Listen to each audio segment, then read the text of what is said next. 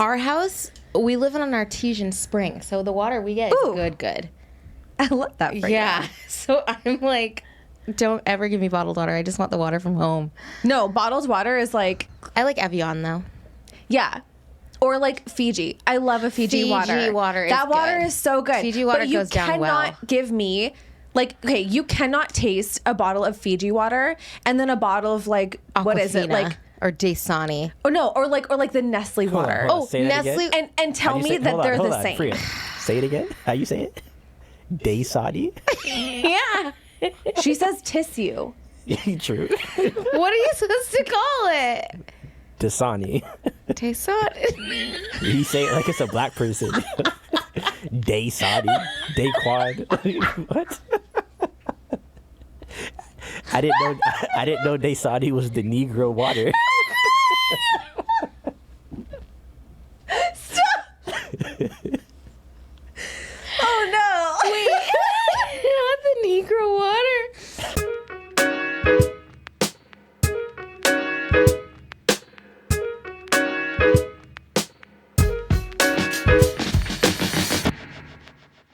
Go ahead. How do girls, women, genuinely feel about boys, men, and their video games? I don't think there is one answer to that. I think there are several answers to that depending on the situation. Okay, girls who are not into video games themselves. Or are you just like 100% like hard no to all of it? Here's the thing. I love the thing. I love the thing. Tell us the thing. In the past, I've been like, and the word wouldn't be red flag. I don't know what the word would be, but I've been like, guys who play video games, not for me, like red flag. I know some guy, for example, EJ plays video games, and I don't think EJ is like a red flag. So now I'm like, okay, I think there's circumstances in which it's okay. Yeah. But ideally, I would like somebody who does not play video games and does something else instead. But I'm not quite sure what. Why? I think there's just something. I think because I've seen it in so many other guys where it like takes over. Mm-hmm. Do you know what I mean? Yes. And it becomes like a.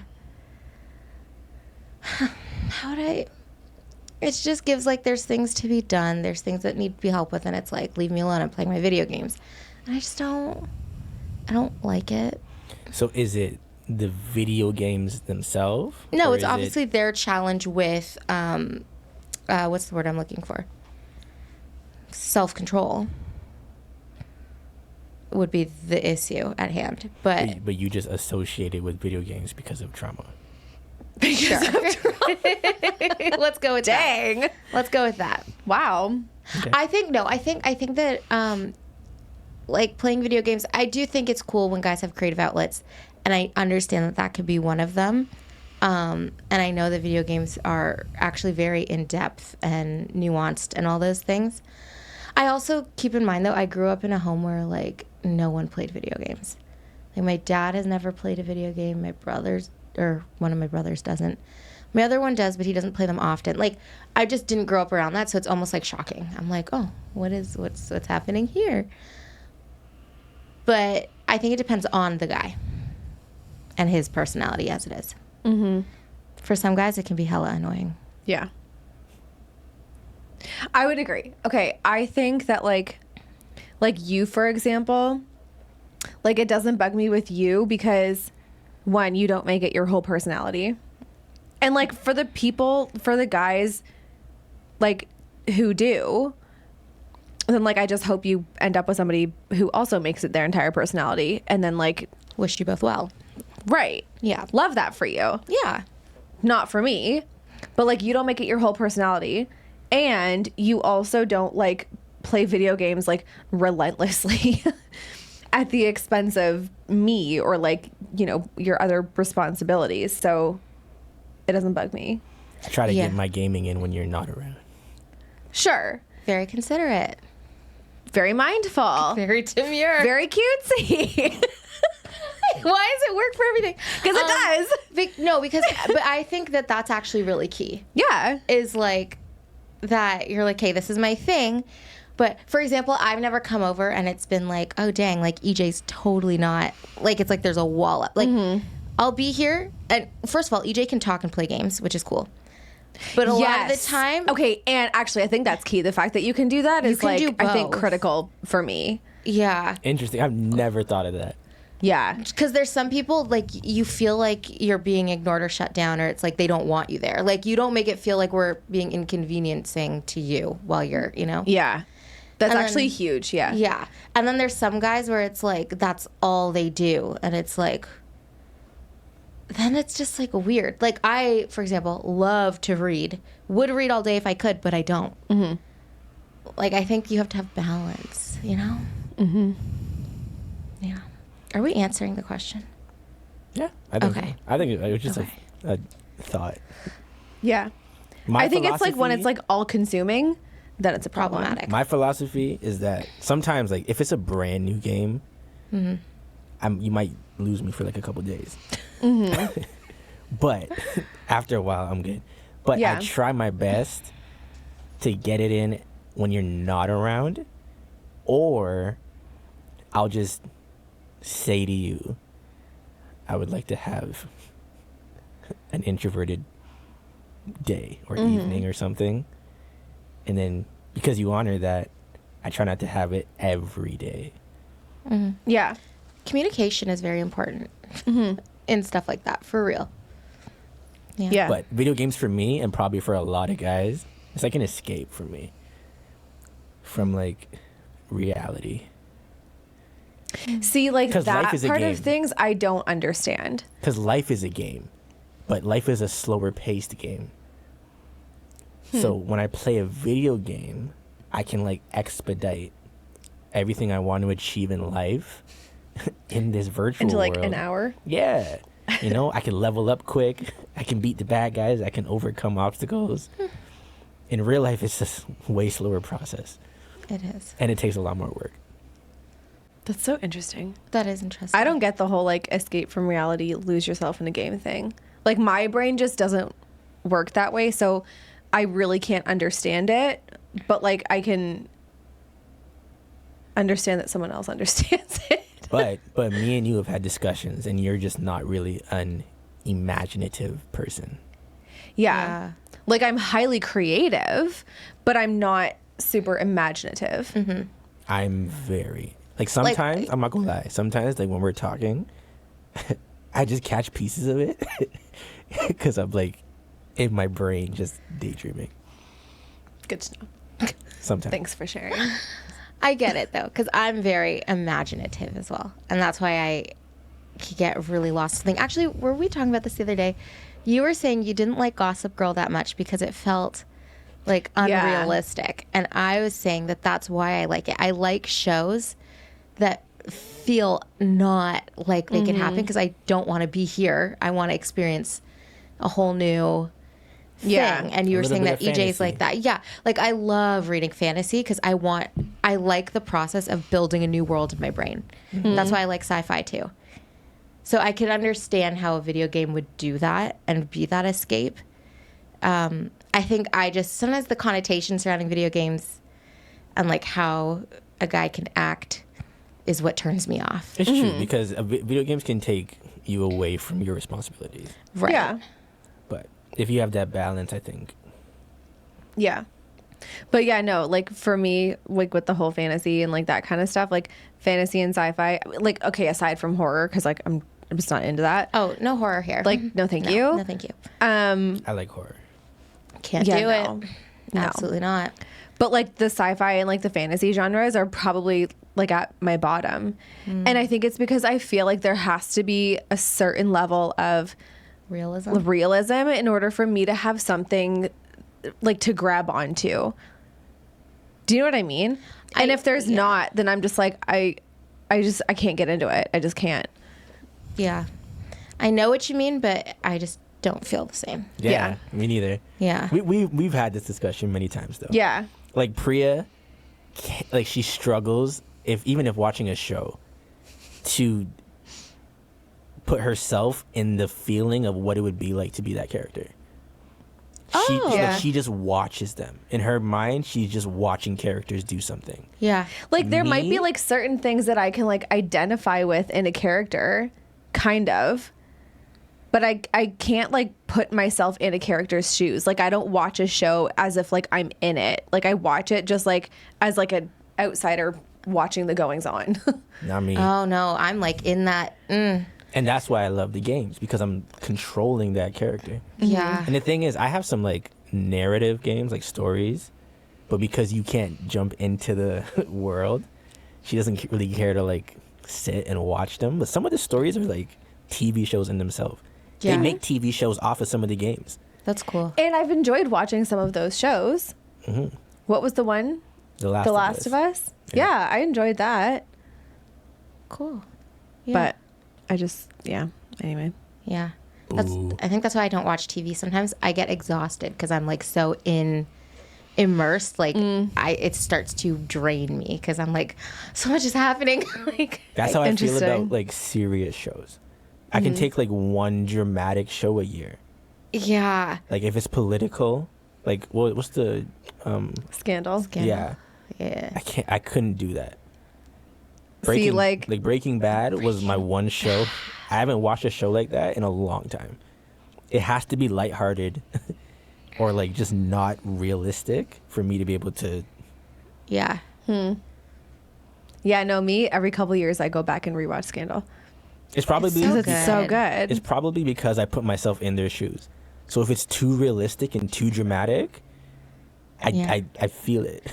Okay, I I don't agree. put myself I really in their agree. shoes, but like there'll be certain things about a character that like I'll like for example, like I don't put myself in her shoes, but I imagine in my mind that I'm a lot more like Olivia Pope than I actually am. It's different. Yeah. I'll get mad often. Remember that show we watched? Which one? The box one? What's it called? Box? We watched it on Apple TV. Oh, The parallel universe thing. yeah. Anyways, I forget the name of it, but there was a parallel universe thing, and this guy's alternate self that was famous came to his world to steal his life. Okay? That's the premise of the What's show. it called? Okay. And there was a point when they're in this box where they can go to these different worlds. And the girl he's with opens the door, and there's a snowstorm in this world. And she walked out into the snowstorm. And in my head, Literally. I'm putting myself in the shoes of the guy, and I'm thinking, you are so stupid. Like, why would you do this? Like, it makes me genuinely mad. Yeah. Dark Matter. Dark Matter, that's what it's called. Dark Matter is a great show. It sounds scary. It was But yeah, good. like, if it makes me too mad, like for real, I don't want to watch it. Yeah. Because why would she do that? I don't get mad. And then the snowstorm was so bad, he chased her into the snowstorm, and then they lost the box, so they couldn't even get back. Well, don't. Okay, now you're giving things away. I'm never gonna watch it. Oh, sorry to everyone have else to- who's gonna yeah, watch we it. have to- Spoiler alert for Dark That's Matter too if late. you watch it. That's just one part. But still, it upset Yeah, me. that. You know what I realize? I think for me, sorry, now I'm like really getting off track, but because you know how I don't like watching rom-coms as movies, right? But now that I think about it, I'd rather like, because I'm like that and I'll get so invested and I'll get so exhausted from watching something, I think I'd rather watch a show that's more rom-com-y, but give me a movie that's like high sci-fi or like really high like fantasy, like something of that sort, like that I like. But for a show, also because like I don't like in a movie, I'm like you're expecting me to make like all these connections and fall in Character love with judgments this too couple quickly. I need time. in like less than 2 hours. Yeah. It's overwhelming for me. Like I need a slow burn, and I need several seasons and episodes for that. So I think that's where my trade-off You is. get would that. love video games. that's like a 40-hour process sometimes. 40 hours. 40 hours. Wow. Yeah. That's a work. I can't commit to that. That's a whole paycheck. But it's overtime though. I get it. I can't commit to Yeah. that. I don't know. Anyways. This. Who are we? Where are we? What is Oh, yeah. this? What? Intro us, Shaina. Okay, let's do this. What's up, everybody? Welcome to Big Girl Panties, the podcast where faith meets real life, and we dive into the heart of womanhood. We're your hosts. I'm Shaina, that's Priya, and we invite you to join us on embracing the messy, the complicated, and the beautiful aspects of life through a Christian lens and put on our big girl panties to tackle the tough stuff together. Okay, here we are. How are you? How are you? Me? Yeah. You know, I'm here. I'm having a day. I'm just not feeling the greatest. But like, I'm very happy to be here. Like, it's nice I'm to happy see you you're guys. here. You know how absent-minded I am? I forgot your buzzer number. I had to look it up when I got here. Really? Yeah. You could have just texted me. Yeah, but that would take too long. And also, I was embarrassed by the fact that I'd forgotten it. Oh But my I'm just gosh, saying, Shaina. I'm just saying that that's the kind of day I'm having. Like, I'm not remembering. I rarely remember what happened 5 minutes ago. It's facts. Okay, but like, that's normal for you. That is my baseline. That's not for me. Fair. That's so funny. Yeah, I'm okay though. Okay. I'm pleased to see us. We said we were having our Mary Kate and Ashley matching moment We today. are. Yeah. It makes me happy. It makes you happy too. Yeah. I love this. It was not planned. At all. I love that we can like still be matching, but still giving Golden Retriever and Black Cat Yeah, it's true. also our baseline. Yeah.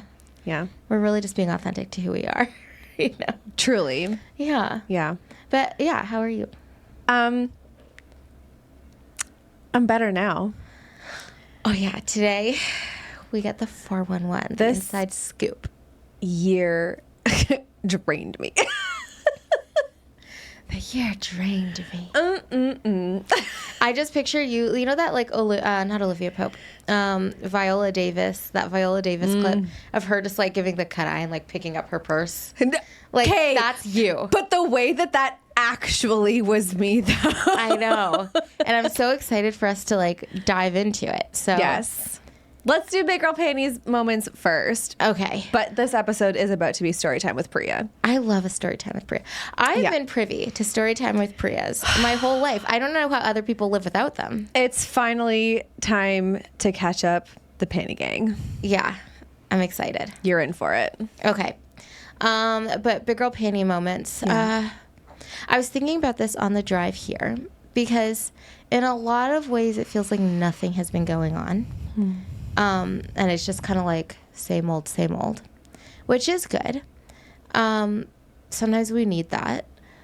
But I do feel as though, so this is not necessarily something I achieved or that went well. It's something I need to work on, I think.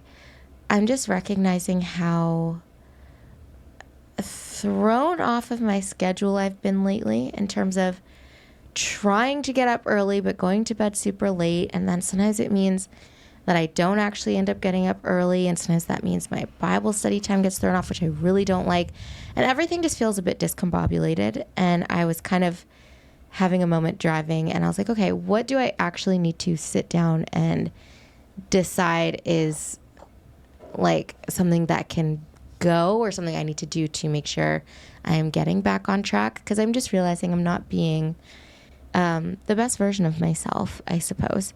Or not the best, because I don't know if I don't think I'm there yet at all, but doing better. I know I need to put in the work to do better right now. So I feel a little bit out of sorts, and I'm trying to work my way back to being more on top of things. So I guess that's something I'm working on.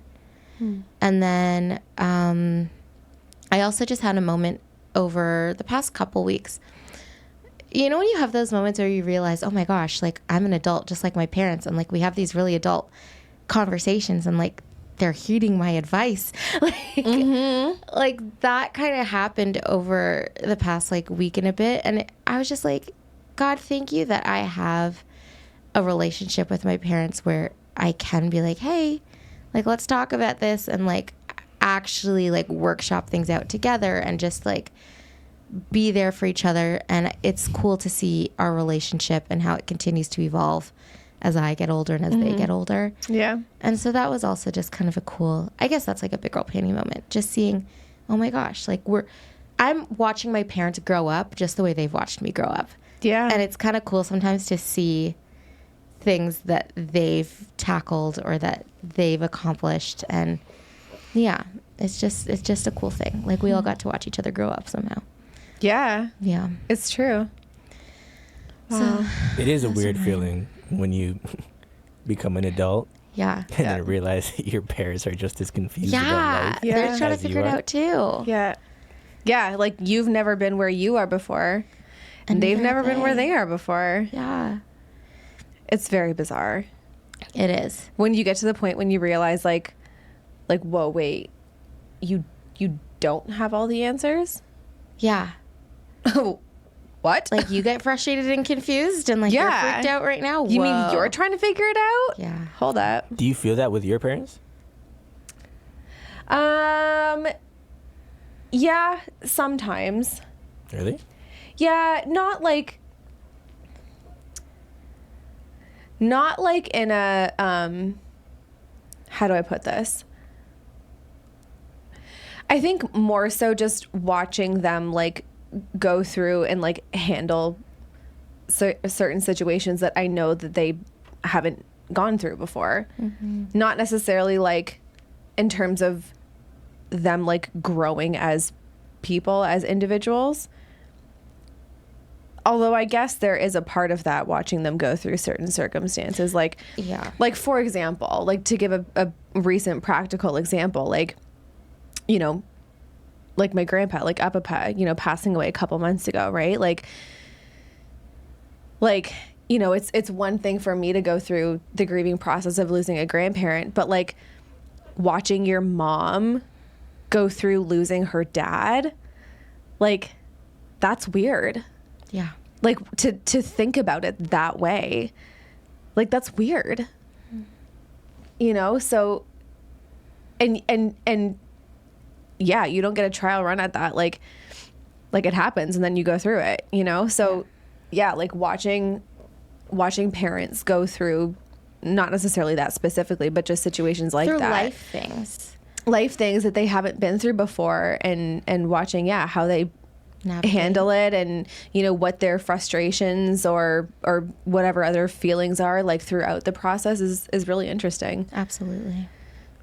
I think Yeah. it's honestly, it's a privilege to get to see it though, because whether we realize it or not, it teaches us a lot. Oh, absolutely. Yeah, of how Yeah. to navigate similar situations moving forward.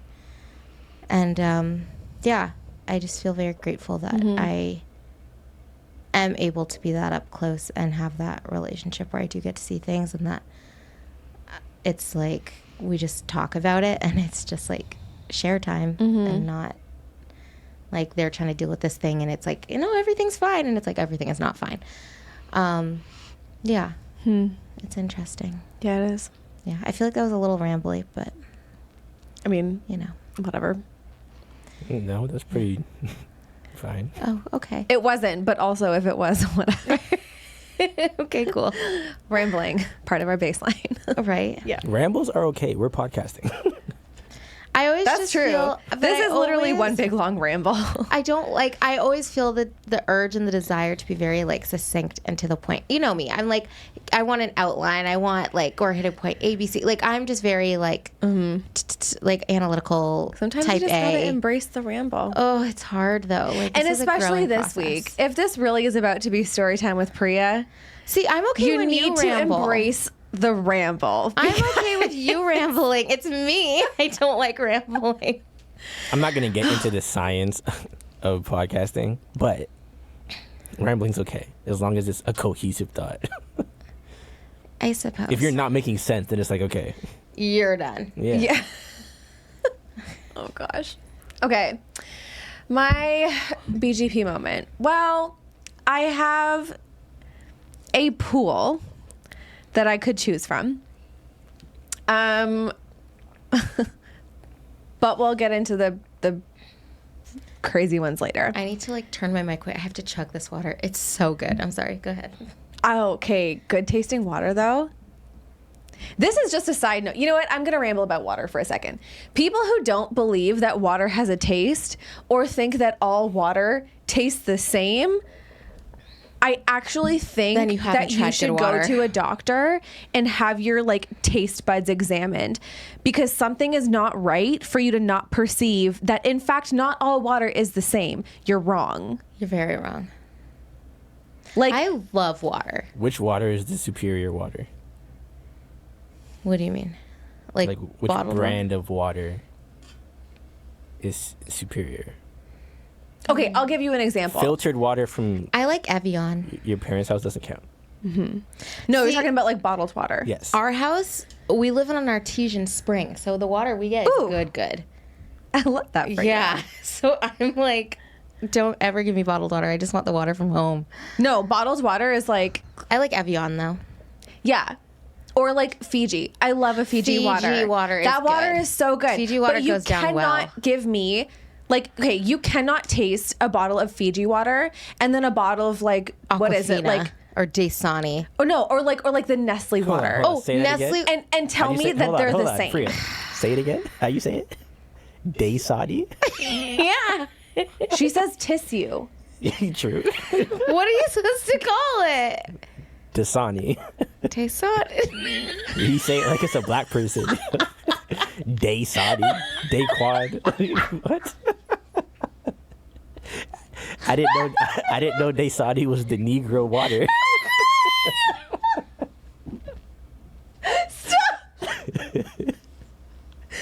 Oh no. Wait. Not the Negro water. Wait. Oh my. How do you say it? Sorry? It's Dasani. No, it's Dasani. But you have to admit, the way I say it just sounds nicer. It does sound bougier. Did we expect anything less? No. It sounds blacker. So, I'm on my Kiki Palmer energy, okay? Leave me alone. That's true. I like Dasani. I'm gonna be honest. I don't mind it either. I don't mind Dasani. I would Now I'm rather. so insecure. I would pick that over the Nestle bottled water. Nestle bottled water Yeah. deserves jail. It's disgusting. It It's tastes like absolutely plastic awful. And chlorine. and chlorine. I'd rather not. I hate it. On the end of like lower end water, the Kirkland water, I can hang. Or the Naya. I don't know if I've had that Kirkland one. water. Like the one that you get at Costco. Their bottled water. I don't think I've had it. We don't go to Costco. Maybe I have and I just don't remember. I genuinely, I'm fine with it. Nestle, Trash. I would rather be parched. That's extra. I really don't like it. You'd rather like, be parched? Like it makes Okay, me no, feel I'll kind of drink sick. it, but like, give me like It has to be like really let me put some cold. like lemon in it or something. Okay. Like, What No, would you see, to rather? me that would make it worse. really? Yeah, like I'm like just give it to me super cold so I could just like chug it and pretend it didn't. See, no, happen. I would put so much lemon in it that I'm just like drinking lemon juice at that No, point. I feel like when stuff already tastes a little funky to me, I'm like, don't add anything, just let it be. Pinch your nose and Yeah, toss it back. Yeah. Nestle or tap water? Okay, I guess it Tap depends water on from where. Bathroom. No, Oh, then I have to drink Nestle. no, 'Cause, never like, bathroom water. Opening the bathroom tap. Like when you're brushing your teeth and you're rinsing, you just take a gulp. Shut the front door. No, that water is not for swallowing. It's not. No, it's no. like unclean. But you put yeah, it in your mouth though. To brush Yeah, your and you're then I not spit it back ingesting it. out. teeth. Okay. it's different. It does. It feels very different. Okay. Anyway, I like Evian. That's Yeah, the moral of the story, and I like Fiji. Fiji. And Dasani. Gosh. I really didn't think I was saying that weird. Now I feel new. To be totally honest, you didn't say it so Unlocked. weird that it would have like jumped out at me if you hadn't said something. I feel like EJ's always ready to humble. I've been Yeah. humbled by EJ before, and I will be again. I live with him. Send thoughts and prayers. Yeah, always. Anyway, Yeah. where was this going? Oh yeah, I was just feasting on my water. You were doing a Oh BGP yeah, moment. my BGP moment. Oh I yeah. feel like my eyes have been closed for like half of this. I keep doing this. I keep noticing. I'm like, Shane, One your eyes are day closed. we should do an episode with our eyes closed. But like, do you remember those eye masks that Ellen used to have on her show that had like the big, huge like eyes? Yeah. We should do an episode of those. I considered wearing sunglasses today, but okay. You know what I should. hate? Do you want I a would pair? I'll not get be you a mad pair. if you wore sunglasses inside for the pod. Are you That's serious? I'll get you a That'd be pair. Oh my fire. gosh, I would feel like such a douche. That'd be fire. That'd be hilarious. Because you know what I don't like, guys? Way to turn Shaina off is a guy walking into a room with his sunglasses on. Agreed. I'm like, are you good, sir? Agreed. Like immediately, like you could have been a 10. He was a 10, now he's like a 5. Yeah. Really? Yeah, I'm like, are No, you because okay? it's like, what are you trying to prove? Yeah, I don't like it. Like you're like trying to be mysterious or something? Yeah. What if it just fits the fit? Unless No. We're inside. Because in my We're mind, inside. you have shifty eyes behind those glasses. right. I don't know what trust you're you. doing. Now, if Where he- are you if he looking? was- now, if he were to be like, I'm so sorry about my shades, like I forgot my glasses at home. These are prescription. I'll bump him back up. Yeah. Like if he's remorseful. Right. But for real. Anyway, Agreed. thank you. That's funny. And you know what? That's exactly it. Show some remorse. Show remorse. So Who wrote that? Was it Tom Clancy that wrote the books? Those remorse books? And Michael B. Jordan was in them without remorse? Yeah, Do you I know have what it, I'm talking I have it about? in the car. I've been reading it. How is it? That's the I just one. started. Okay, so what happened was my father-in-law is a He's a big Tom Clancy Tom person. Clancy He- fan. Yeah. Doesn't his cupboard have like tons of those books? Yeah. He has the I whole took the book series, from I'm him. pretty sure, aside from 2 of them. Yeah. And it's only because the person he lent them to never gave them back. So he would have the whole thing. If Yeah. you're somebody who borrowed a book, please return it. Yeah. Anyway. But yeah, he Jail. gave me a book, Clear and Present Danger, Mm-hmm. and it's like in the middle of the series. But I started it and I liked it, but I was like, I really like it, so I'm gonna pause, and then start the series properly. Gotcha. So now I'm reading without remorse. Okay. It's hard. It's a hard read for me because there's a lot of like army stuff that I don't know. Oh. So I see. gotta like Google a lot of Right. things as I'm reading. Okay. It's a learning experience. And it's in third person, which is a hard read for me as well. Oh. Okay. Yeah. Interesting. Yeah. Sometimes I'm not gonna lie, and maybe this sounds bad, but I like if I'm reading and I don't fully understand like the terms of the context, I just like imagine my own stuff and Really? keep going. Yeah. No, I get that. Or if I don't understand like a word or like something like that, I'll just like do a quick scan of like the rest of the paragraph or the rest of the page and just see if the rest of it will give me context so I can just like figure out what the word Yeah. means and then I don't have to like go and look something It up. depends on Yeah. how. Usually it does. It depends on how bad the word is or how difficult the word is. Yeah. Like this one had like an F-105. I'm gonna guess it's some sort of plane, Yeah. some sort of aircraft. Yeah. What kind? I don't know, but Yeah. And then you just an move on. F-105. yeah. Yeah. No, I do that all the time. Or like sometimes when you're reading like fantasy books that have glossaries. Girl, I don't read the glossary. No, that's I'm too like, much. I will be making up my own, like, because it's my world now. If it has that, if that's a textbook. Yeah, like sometimes I do want the glossary, but if it's only a few times that it shows up, sis, I'm making up my own thing. Like, Yeah. this is my book.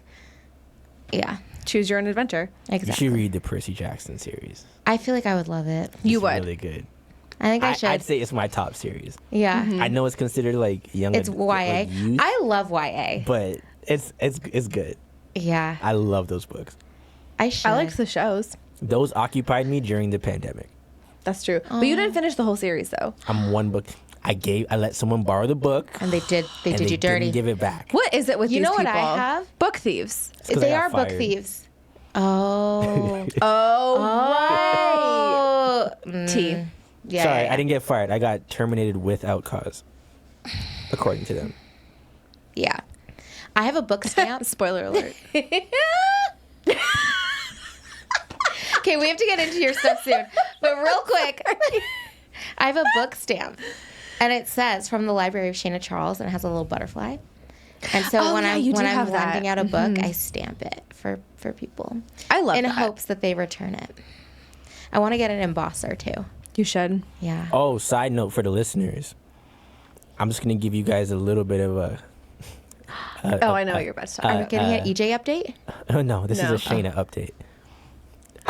What? It's actually not even an update. This is a This is a fun get fact. To know Shaina A fun fact about Shaina. moment.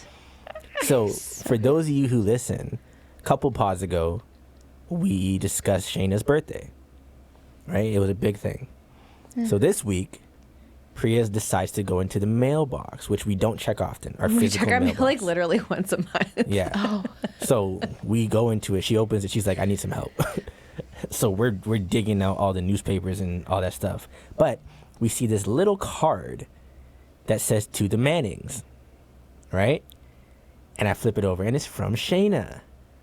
However, this letter had a Renaissance pink stamp, like a wax stamp. A Renaissance pink. Renaissance. I don't know what time period it's from. But Shaina sends letters with a pink stamp. Like a wax stamp. It's a seal. It's a seal. Yeah. Yeah, it's a stamp. That's fire. Thank you. Yeah, it is. Also, But that's very Shaina. the stamps were collector's edition stamps. Were they? They came out, they were from 2020, I think they were 2022. Canada came out with like a peony collection of stamps. And I didn't find out about it until earlier this year. And I like went to my local post office and like begged lady. I was like, please, do you have any? And she went hunting in the back and she found a roll for me. Oh my gosh. And so I used those. You know what's so cool? Speaking of stamps. Yes. I'm glad you so- like noticed the detail of the stamp. The Oh, seal. it was the coolest thing ever. Nobody does guys. that. I Yeah. think everybody who sends a letter of any sort, If it's not should sealed with a stamp it. wax seal, I don't want it. it felt so official. Thank you. Yeah. Like I felt like I was getting it from like a lord. A lady. I couldn't think of what I'm a lord. duchess. My mom told me. What was a it that my duchess, mom that's said the to me? word. I would be a duchess. I could be a great duchess. You could. Yeah. My mom told me the other day. What did she say? A dame. Ooh. I like It that. felt royal. I love that. That was the vibe. So I'm glad. I'm glad you guys got it. Yay. But yeah. Wait, your everyone mom told else, you what? Step your stamp game up. She said, she was like, oh, don't worry. You don't need a rich husband. You are a rich husband. And I had That's never true. felt more appreciated. Okay. But like for the wax seal and so many other reasons, you are the rich husband. I love this for me. I too love this for you. I'm crying. Yeah. Anyway, It's great. that was my mom's bit. Um, I'm glad you guys got the letter. I never like It to was say so anything, cute. but I'm always scared that the mail that I send people gets lost. Like it's like an innate fear. It got lost in the it was mailbox. In the it was mailbox. there. Yeah. No, like I said that I needed help because like like all of the junk mail, like the flyers and stuff were Yeah. literally like it was at the point where it was just like being like shoved in there. Oh. Like so we were like unpacking the mailbox. Guys, Yeah. you must do better. I mean, and- out of like 40 pieces of paper that were in there, only 2 3 were things for relevant. us. Oh, Yeah. And the only reason why I decided to check the mail in the first place is because I knew that my Sephora package was in there. Priorities. Yeah. Crying. But yeah, speaking of stamps. Yes. So Apapa was an Yes. avid stamp collector. And like literally we have thousands of stamps that he collected, like first editions, like rare stamps, like stamps from like countries, like literally all over That's so the world. So my mom has just made like an art piece with some of them and it actually looks gorgeous. And so now I want to make myself one and you just reminded me of that. That sounds so fun. You should Yeah. do that for sure. Yeah, Yeah, I love that. Mm-hmm. That's so cool. it was very cool. All right, Priya, main event. Oh yeah, sorry. Oh, I was going to give my big old penny moment. Yeah, That's the hit- main event. Hit it. Oh, it wasn't going to be. This Okay, well, whole- let's this lead whole- into it. can. This Let's whole next go. segment is you. ISO on Priya. Okay. Look at that. Camera's on you. Camera is good. I can chug my This water is in too much. peace. This? No, but you look good. See, now I can't chug my water. All right, I'll take one for the team. Put it back. I'll fix it in Let editing. let don't worry. Shaina drink. I'll fix it in editing. This is the live edit. Chug, I'll still chug, fix chug, it. chug, chug, chug, chug, chug. When you get to your 30s and all of a sudden it's chugging from a Stanley. I'm crying. Actually, this is a hydro jug. Oh, sorry. My bad. I've given up the Stanley life because this one doesn't spill. Imagine Oh, and just, Stanley's like, do. Could you imagine? I would be Do mortified. Stanley spill? Yeah. That's a thing? Yeah. Although, and I was so close though when the Love Shack Fancy collab came out Okay. the other day. Oh my gosh, it was beautiful. It was giving Bridgerton in a cup. Like the Oh, is that the ones that florals, were all floral? I saw Yes. that. I wanted one, but I had a client right when they dropped, and by the time the client was over, it was sold out. R.I.P. Anyway, Insane. wow, we really are rambling today. I'm sorry. Listen, it's the theme. Because Priya doesn't know how to tell stories. Well, no, because there's other important things that have needed to be said. All right, here is my, I guess we'll go with this one, my big girl panty moment. Okay. I got myself out of a toxic relationship. Can you just confirm that you're not talking about me? Not you. Oh, Not him. it could never. No. Non-toxic. Non-toxic boys only. Yes, and amen. Yeah. So, well, we all know that I'm going to need some help telling this story because at some point I'm going to get myself lost and need a prompt. But I'll gently nudge you back on course. thank you so much. Yeah. Please do. And please remember at some point we have to rehash what we started talking about out there. So don't forget about the Instagram. Okay, you'll have to remind me of that too because I thought I just did. Okay, go Again. ahead. I'm not talking. Go ahead. She sounded like me. I'll just forget now. that you reminded me, Shaina. Shayna, your inner EJ just popped out. I spent too much time. You can't preemptively remind me. Defeats the purpose of being reminded. But I did just remind you. Welcome to my life. Ineffective. No, the toxic relationship I'm speaking of was a work relationship, which is funny. Like, I feel like I've just like alluded to certain things the last like how many months. Some of your big girl panty moments have been cryptic. I feel like 90% of them have been cryptic. They have because been. They all have been about me going through it at work. Yeah. But I'm not there anymore. And Praise it's great. God. Literally, I feel like I've gotten out of a toxic relationship. Like when I tell you that the sky looks bluer, food tastes better. Like I'm not even kidding. I so mean it. So let's start from the beginning. What is the beginning? Let's go back. Back to the beginning. That's such a good song. I don't You even can't know what tell me song it that wasn't. is now that I think about it. Hilary Duff. Oh. Let the rain. Don't get lost. Don't get lost. Don't get my lost. dreams. Sorry. Oh, such a good song though. Yeah, where to start? What is the beginning of this Well, start? all the context that you couldn't What would give. Julie Andrews tell me? Give all the beginning? context that you were cryptic about. How about you start there? Yeah, keeping Okay. in mind some of your BGP moments.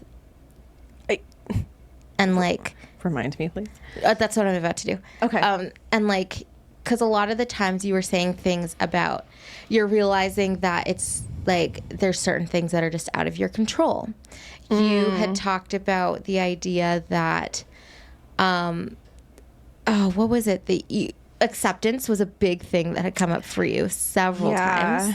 The word acceptance, particularly. Kind of just the idea of trying to bloom where you're planted in what you're doing, but not dealing with the rest of it. That was something that had come up. Okay.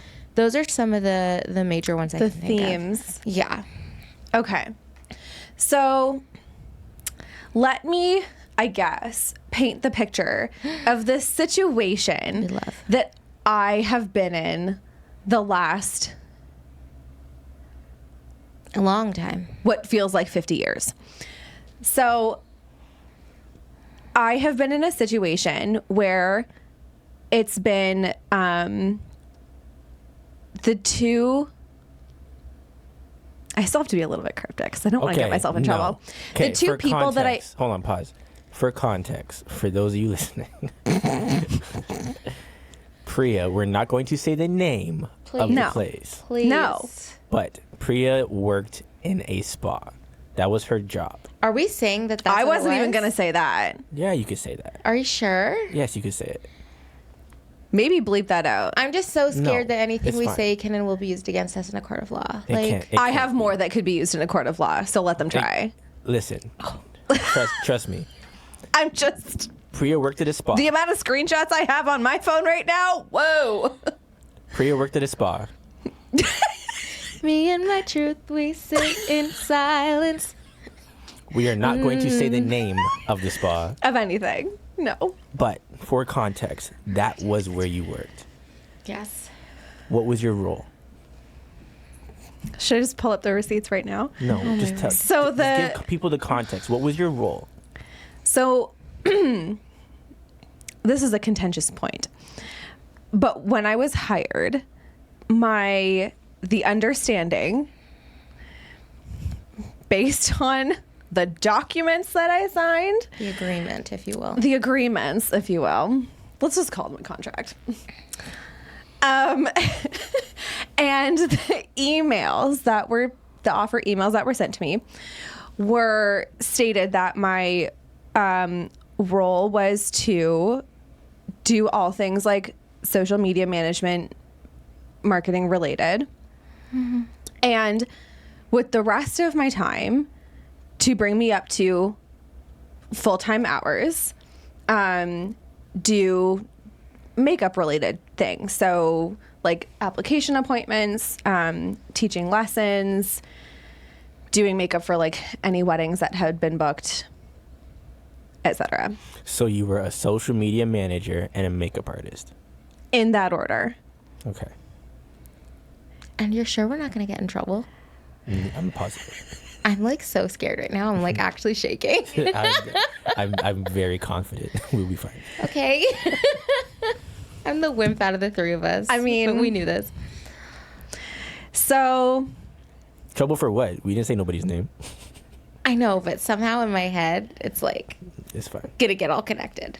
It's fine. Carry on. If the shoe don't fit, don't wear it. I mean, if you know, and if you don't, then you never will. Yeah. Fair.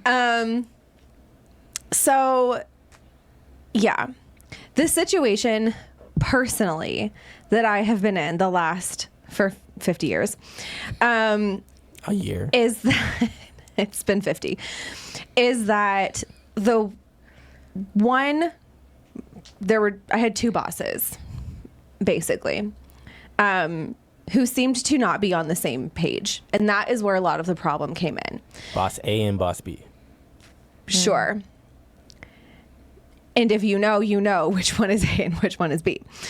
Boss A is very motivated by the bottom line. Understandably, you're running the business, the bottom line matters. Boss B is a little bit more creatively minded. Doesn't not care about the bottom line, but like, how would you describe it? Me? Mm-hmm. Boss A is the doer. Boss B is the ideas person. The ideas person. Sure. I love an ideas person. Mm-hmm. With the exception of this. With the exception of this Context. ideas person. Yeah.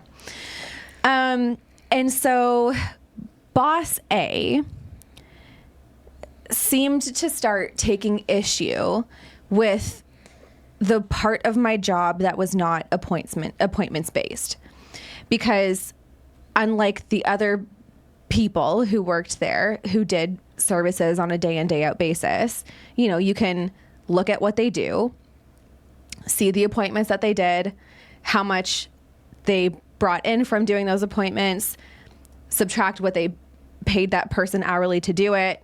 Boom. Now we know how much money we made. It's very black and white. It's very logical. You can print out a couple spreadsheets and boom, you have your answers, right? Mm-hmm. With somebody who, like me, with the other part of my role is not doing appointments like that on a day-to-day basis, you don't have the ability to print out the spreadsheets. And so it's not that there's no ROI, if you will, on me being there.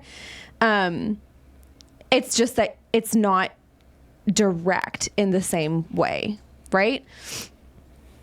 And There is an ROI. It's just not dollars.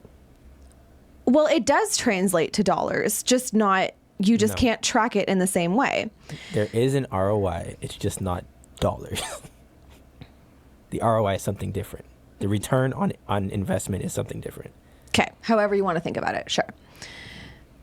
So the problem came when Boss A seemingly started to take issue with this. And I don't know. The frustration started to seem to build around the fact that like I had this dual hybrid role, if you will. Boss B was like super gung-ho about the creative marketing, social, all kind of stuff. And to the point where was asking me to do things that like, in my opinion, were a waste of time. So think like going on like a Snapchat kick for a while, thinking that like that was where we needed to be like spending our time and energy. It's freaking Snapchat.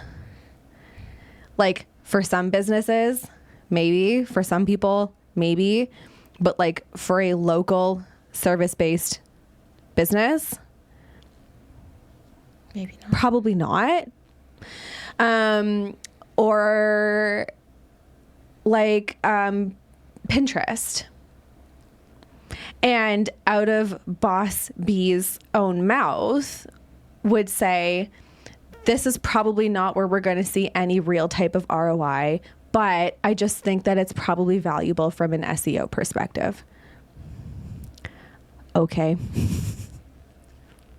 You asked me to do it, so I have to do it. But now I'm in a position where Boss A is extremely concerned about being able to track any type of ROI.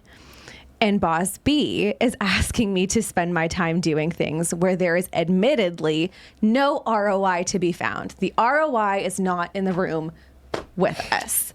Okay? Yes. So now I'm in a position, and this is the position that I feel like I've been in for the last 50 years, is I'm damned if I do and I'm damned if I don't. Because I'm going to get in trouble if I spend too much time doing certain things, but I'm going to get in trouble if I don't do certain things, right? So that is the situation that I've been in. And I, for this time, have been like doing my best to try to balance both, to try to do both as best as I can. With the information and the materials that were given to me, which is a whole other thing. I was also in a position where I would be, given things extremely last minute, like on the day of kind of thing, like, hey, we want to launch, we want to do like a campaign for this and launch a promo for this, but like would tell me on the day of, or would tell me like 3 days before, or like, as was in the case of January, would say, we want to do a promo on these services for the month of January, but like they told it to me on January 4th. Mm-hmm. So now I'm in a situation where I have to scramble to get what I can ready, which is frustrating when you're somebody who cares about what you do and wants things to be good, right? You care about the quality of work that you put out, right? And there's only so much good that you can, what am I trying to say? You can only make something so good when you're scrambling, right? Mm-hmm. And not only that, but like I have nothing prepared. So it's not like I can go, okay, sure, go and like hit post or whatever, right? Like it's a process. It's legwork. And especially when nothing has been done. And like for anybody who has worked in social media management before, like, you know that it's not just as simple as just do a post, which is the phrase that was often used, which would like make me want to rip my hair out, because it's not do a post. Like, if you've worked in social media management, you know that like you are the photographer, you are the videographer, you are the editor, you are the content creator, you are the strategist, you are the researcher, you are the copywriter, you are you are all of those things. And there's so much that goes into doing the job well and getting the person you're working for the results that they Or after. or that they want to see, right? So, you know, things like that would happen on a consistent basis. And there were many times when I would ask for things in advance, and it just wasn't given to me. Or I would say like, hey, in the future, can we like plan stuff ahead of time? Like, you know, for example, can we be talking in like the beginning of January about what you want to do for Valentine's Day? Like that kind of thing, right? It never happened. So I was on top of being damned if I do and damned if I don't, and having to like do the best I can to appease all the parties. Was also constantly having to like play catch up. And like constantly like scrambling basically, right? So that's kind of been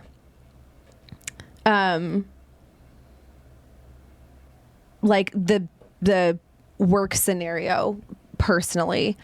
And I mean, combine that with the fact that like, you know, I would constantly be hearing conversations from management, just really uncomfortable things that like shouldn't have been talking about in the first place, but that I just wish I'd never overheard of, you know, management like bashing different people and just like speaking really negatively and inappropriately about like other people who worked there and things like that. Just things that really make you feel like this is very much not a healthy environment. But then realizing that you're working for people who think that because they put cookies out in the break room every so often, that means that they are creating a positive and healthy work environment. And it's frustrating because all you want to say is like, just keep your cookies and do better. Yeah. You know what I mean? That's a shirt. Yeah. Mm-hmm. Keep your cookies and be better. That's all I want. That's all I ever wanted. So, all right. That's kind of the gist of the situation. That's the scene. That's the scene painted. That's the picture painted. Okay, I need a prompt. Where am I? Okay, so if that is the scene, you guys don't understand how much that took out of her just now. No, it did, because it's the way that I had to condense literally like 6 months. That story originally could have taken at least 3 hours. That portion, because that was the gist of it. There's like a million actual scenarios that make up all of that. Yes, that like are just individual stories that we'd be here all night if I told them. When Priya tells a story, she will carefully turn over every stone along the path to make sure you fully understand. Sometimes she has to go back. Nothing is not thorough. Like prior to any of the events happening to give you context. Which is funny because when she's watching stories or movies, she can't like put herself in the shoes. When she's telling it, she's forcing the shoes onto you. I'm going to do my best to make sure that you fit in my shoes. Yeah. I'm crying. Yeah. Okay, so here's where I'm thinking we can go. Okay. Because that was the paint the picture. Keep in mind we're still in our big girl panty moment right now. Which I know this whole thing I forgot about all that. Big girl panty moment. So I mean, that might be at the very end. Yes. So, because I was going to say options for you. Where's the big girl panty moment in this? Which I agree is probably at the end. Mm-hmm. There's different things because when we're talking about the cryptic previous big girl panty moments, like, let's talk about some of the learning that actually did occur in a less cryptic way now. Okay. And let's talk about, like, what is the resolution to all this? What actually went down? And so I think you should do what actually ended up going went down. I think things just like flew up. Okay, so let's talk about what flew up. Yeah. So Then let's talk about what your hit the learning. fan? Yeah. All of it. Okay. So some of the big girl panty moments along the way. That's a good way to break it down. So part of my journey with this whole thing, like you reminded me, acceptance, that has been a big word. Because again, I am somebody who cares very deeply about what I do and doing it well. And there is a little bit of people pleasing in me as well. Mm-hmm. And so when the two of those things come together, oh boy. But in this situation, you know, it has been kind of unfortunate because, you know, when you are objectively doing really well at your job, and you are like meeting the criteria, I guess, of like what your role should entail, I think it's natural. Anybody would want to be acknowledged for that, right? And not in like a throw me a party kind of way, just like, hey, that's awesome, like, good job, like, that's really cool, wow. You know, Thank you goes a very thank long you way. goes a very long way. It's 2 little words. It's not hard. So to give a practical example, in January, way back in January, I had a beginning of the year meeting with boss A and boss B. And this is actually one of the only like clear objectives or like goals that they ever gave me. But they said, we would really love for our Instagram page to get to followers this year. And I was like, We're gonna bleep out that. okay. Number. Huh? We're gonna bleep out that number. It's identifying. Yeah.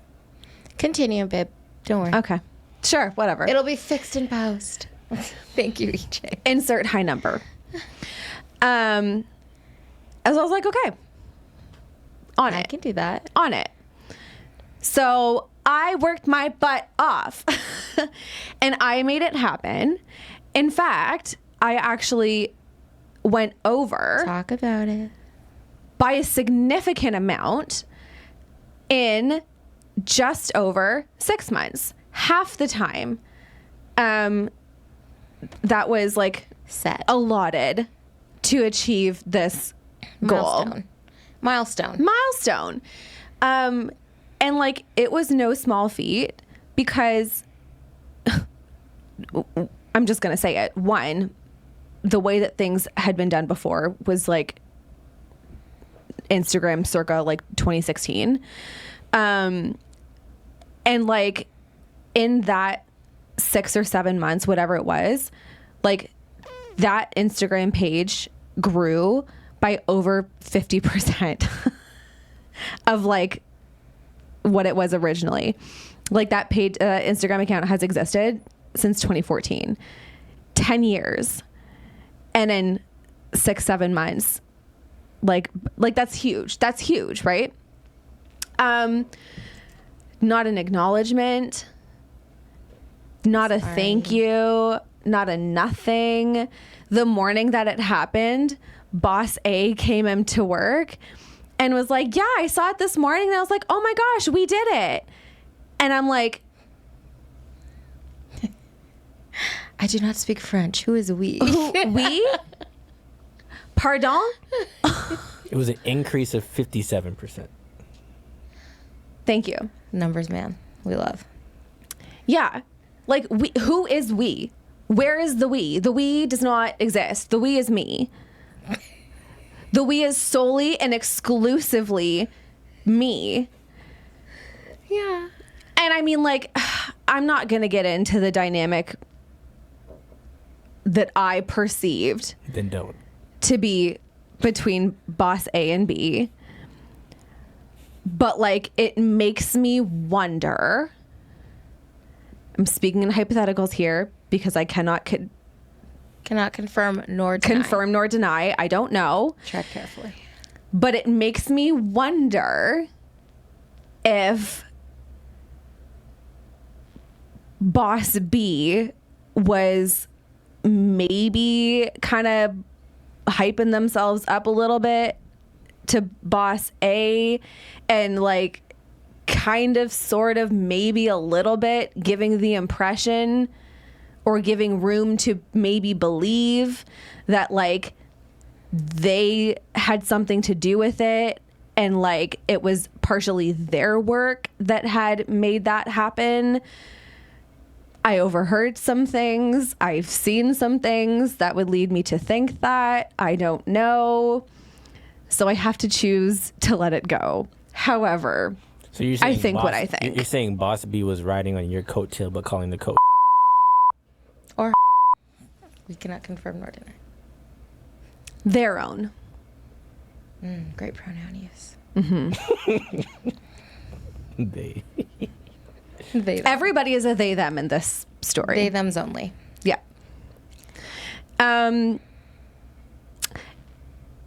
Yeah. Anyway, there's that. Move on. So- Move on to what happened. So okay, well, hang on. So part of this whole thing with the theme of acceptance has been realizing that like I need to accept the fact that the acknowledgement that I rightfully would love to receive from the person who's employing me, who I am getting objective, like irrefutable, amazing results for, is not going to. And so I have to be satisfied with just knowing that for myself and continuing to do my best with the disappointment that like this is never going to be talked about, right? So continuing, Which to is be really hard. professional. Huh? So continuing to be professional. Yeah. Yeah. So that, and I mean, like there's other instances, but that has been a big part of it. And I think also throughout this whole thing as well, accepting the fact that like people are going to disappoint you, and learning how to deal with that when the disappointment comes from people who at one point you looked up to. Because there was a point when I did look up to boss A and B, and to a certain degree did admire them. That's long gone. But it's sad. It's disappointing when people turn out to be not at all what you thought that they were, who they were. And when you realize that who they present themselves to be is not actually who they are. That's really disappointing. That's a letdown when you once looked up to people like that. Yeah. So, all right. So there's all of that. There's been kind of the scope of my BGP moments, I guess, the last little bit. What have I missed? I feel like you didn't really, unless I missed it. Because there's, yes, this part where it is very challenging to have something that you thought of someone or someone's be very much so changed, and you're left with that gap of like, this is what I thought I could expect of you and this is what I got. And then there's also that element of this is how hard I worked, and the fact that it's not being acknowledged. And I think that disappointment is something that everyone has experienced, can understand in some degree. But the acceptance piece of that, because it was something that you were like, God is like leading you towards, like, you have to be accepting of this. How or why or what did that actually look like in the moment? And like, when do you feel like there's a point where it's like, yes, I'm accepting it, and then I realize this is not something for me to be accepting anymore? This is why I think you should just finish the story first. Yeah. Okay. Here's where things like really started to go downhill.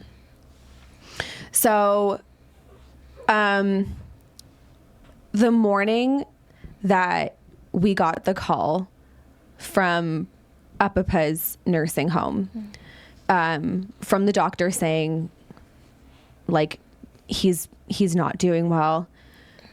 These are the signs that we recognize. You know, our suggestion is that, like, you call the family, you come in, you have your moments, you say your goodbyes. Like, this is probably not going to go past the weekend. I took a screenshot of that message. I sent it to Boss A, and said, like, you know, here's what's going on. Just wanted to let you know. I did have one appointment today, but, like, obviously, right? Clearly, I need to cancel. Clearly, I won't be there. Boss A responded by saying, oh, I'm so sorry to hear that. I would come in and cover for you, but we have a garage sale that we're doing today, and we've been setting up for it since 6 a.m. And then proceeded to send me multiple pictures of their garage sale setup.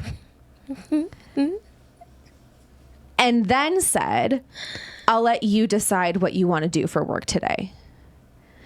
I'm sorry. As Did I not just tell you what my decision was? You have not already been informed. I didn't think there was anything left up to question. I thought it was pretty clear. Did you clearly state, I'm not coming in? I would have to go back and read the text. But yeah, I said a version of that. Like, I'm sorry, I won't be able to make it in today, kind of thing, right? So that was the response that I got. Which, like... How is the garage sale looking? From what I can tell... Dusty. They're still trying to sell a lot of the things on Facebook Marketplace, so obviously they didn't sell. Oh, dear. But anyway. Okay. Don't be catty. Listen, I'm still a work in progress. Okay. Jesus help me. Yeah, that whole thing was, one, extremely hurtful. Of course. Because to me, the only appropriate response to that is, I am so sorry. Don't worry about work. Please go and be with your family. Don't worry about anything. Just go. It's okay. Let me know how you're doing later, right? And, like, to Boss A's credit, like, they did text me, you know, the next day or the day after that or whatever it was. Might have been both. You know, saying, like, how are you doing? Like, that kind of thing, right? Which is nice. But the initial response was just wildly inappropriate and very hurtful. Like, I literally could not care less about your garage sale if I tried. I just couldn't. I just couldn't. So that happened. When I got back from, like, having a few days off, this is where, like, things, like, really started to go downhill. This is when it was like things got like really micromanagey, and very like, so what are you doing all day? As if, like, I haven't obviously, like, always been working all day. One of the, like, lines that was said somewhat frequently is, you know, you're just at your computer all day, sitting at your computer all day. And it's like, well, but yeah, working. Like, I'm not, like, sitting here playing computer games. Like, Like I'm not on like my scene. Shout out to video I games. wish you were on my scene. Yeah, like I'm obviously Iconic. doing things like, so that became a whole thing. This is when like things really started to get like super weird about the whole like basically how I was like allotting my time, makeup related stuff versus like social media related stuff. One of the things that got super, super frustrating was that they wanted me to start spending like so much time, basically trying to sell people makeup products, which like, if you work in a store or in a business or whatever that sells any amount of retail, usually trying to sell that retail to clients is part of the job. Of course, understandably. However, unless it is a retail store where people are specifically coming in with the intent to buy products, you're likely not going to be moving through your stock that quickly, right? And so it was this really awkward thing of like them basically like wanting to I'm tripping over my words. Them basically wanting me to give like what amounts to mall kiosk vibes. And like if you've ever walked down the mall in the hallway, you know what I'm talking about. What is that? It's the it's the people with like, There's that one store by where, okay, in the mall, what's it called? Krista's something. It's something with a K. And the girls like assault you. no, literally. No, it's like a makeup, not a makeup. It's like a skincare one. Kudo, they do too. Yeah, no, But I know what like- you're talking about. No, You know like the they one literally across like from Curdles? accost you in the They're hallway, like, like, excuse me, and like they run after you yeah, too. and you're like, I just want to be left alone. Yeah, Please, I beg. like you can spot those people from a mile away, and they spot you, and from they a mile spot away. you from a mile Two. away, and like you have to like, when you're walking past them, you have to like cross so and walk on the strategic. other side of the hall, and you have to like not make eye contact and Potentially pretend to be on your phone. The amount pretend of to be fake on your phone phone. calls I've taken. A fake phone call, like it's like awkward. Like you have to avoid them because you just know that like if they You've get been their targeted. if they get their clutches in you, Their talons. their talons, their nails, like they are not going to let go. You're You are suffering. not going to make it out of that mall kiosk area with your wallet unscathed, and you will have lost 2 hours of your life that you are never going to get back. Ever. You will age 5 years in that 2 hours. and you don't want to. Why you don't just tell them no? And there's They don't take is no not for an answer. I always be like, no. And they keep No. walking. No is not an answer. Maybe it's a girl thing.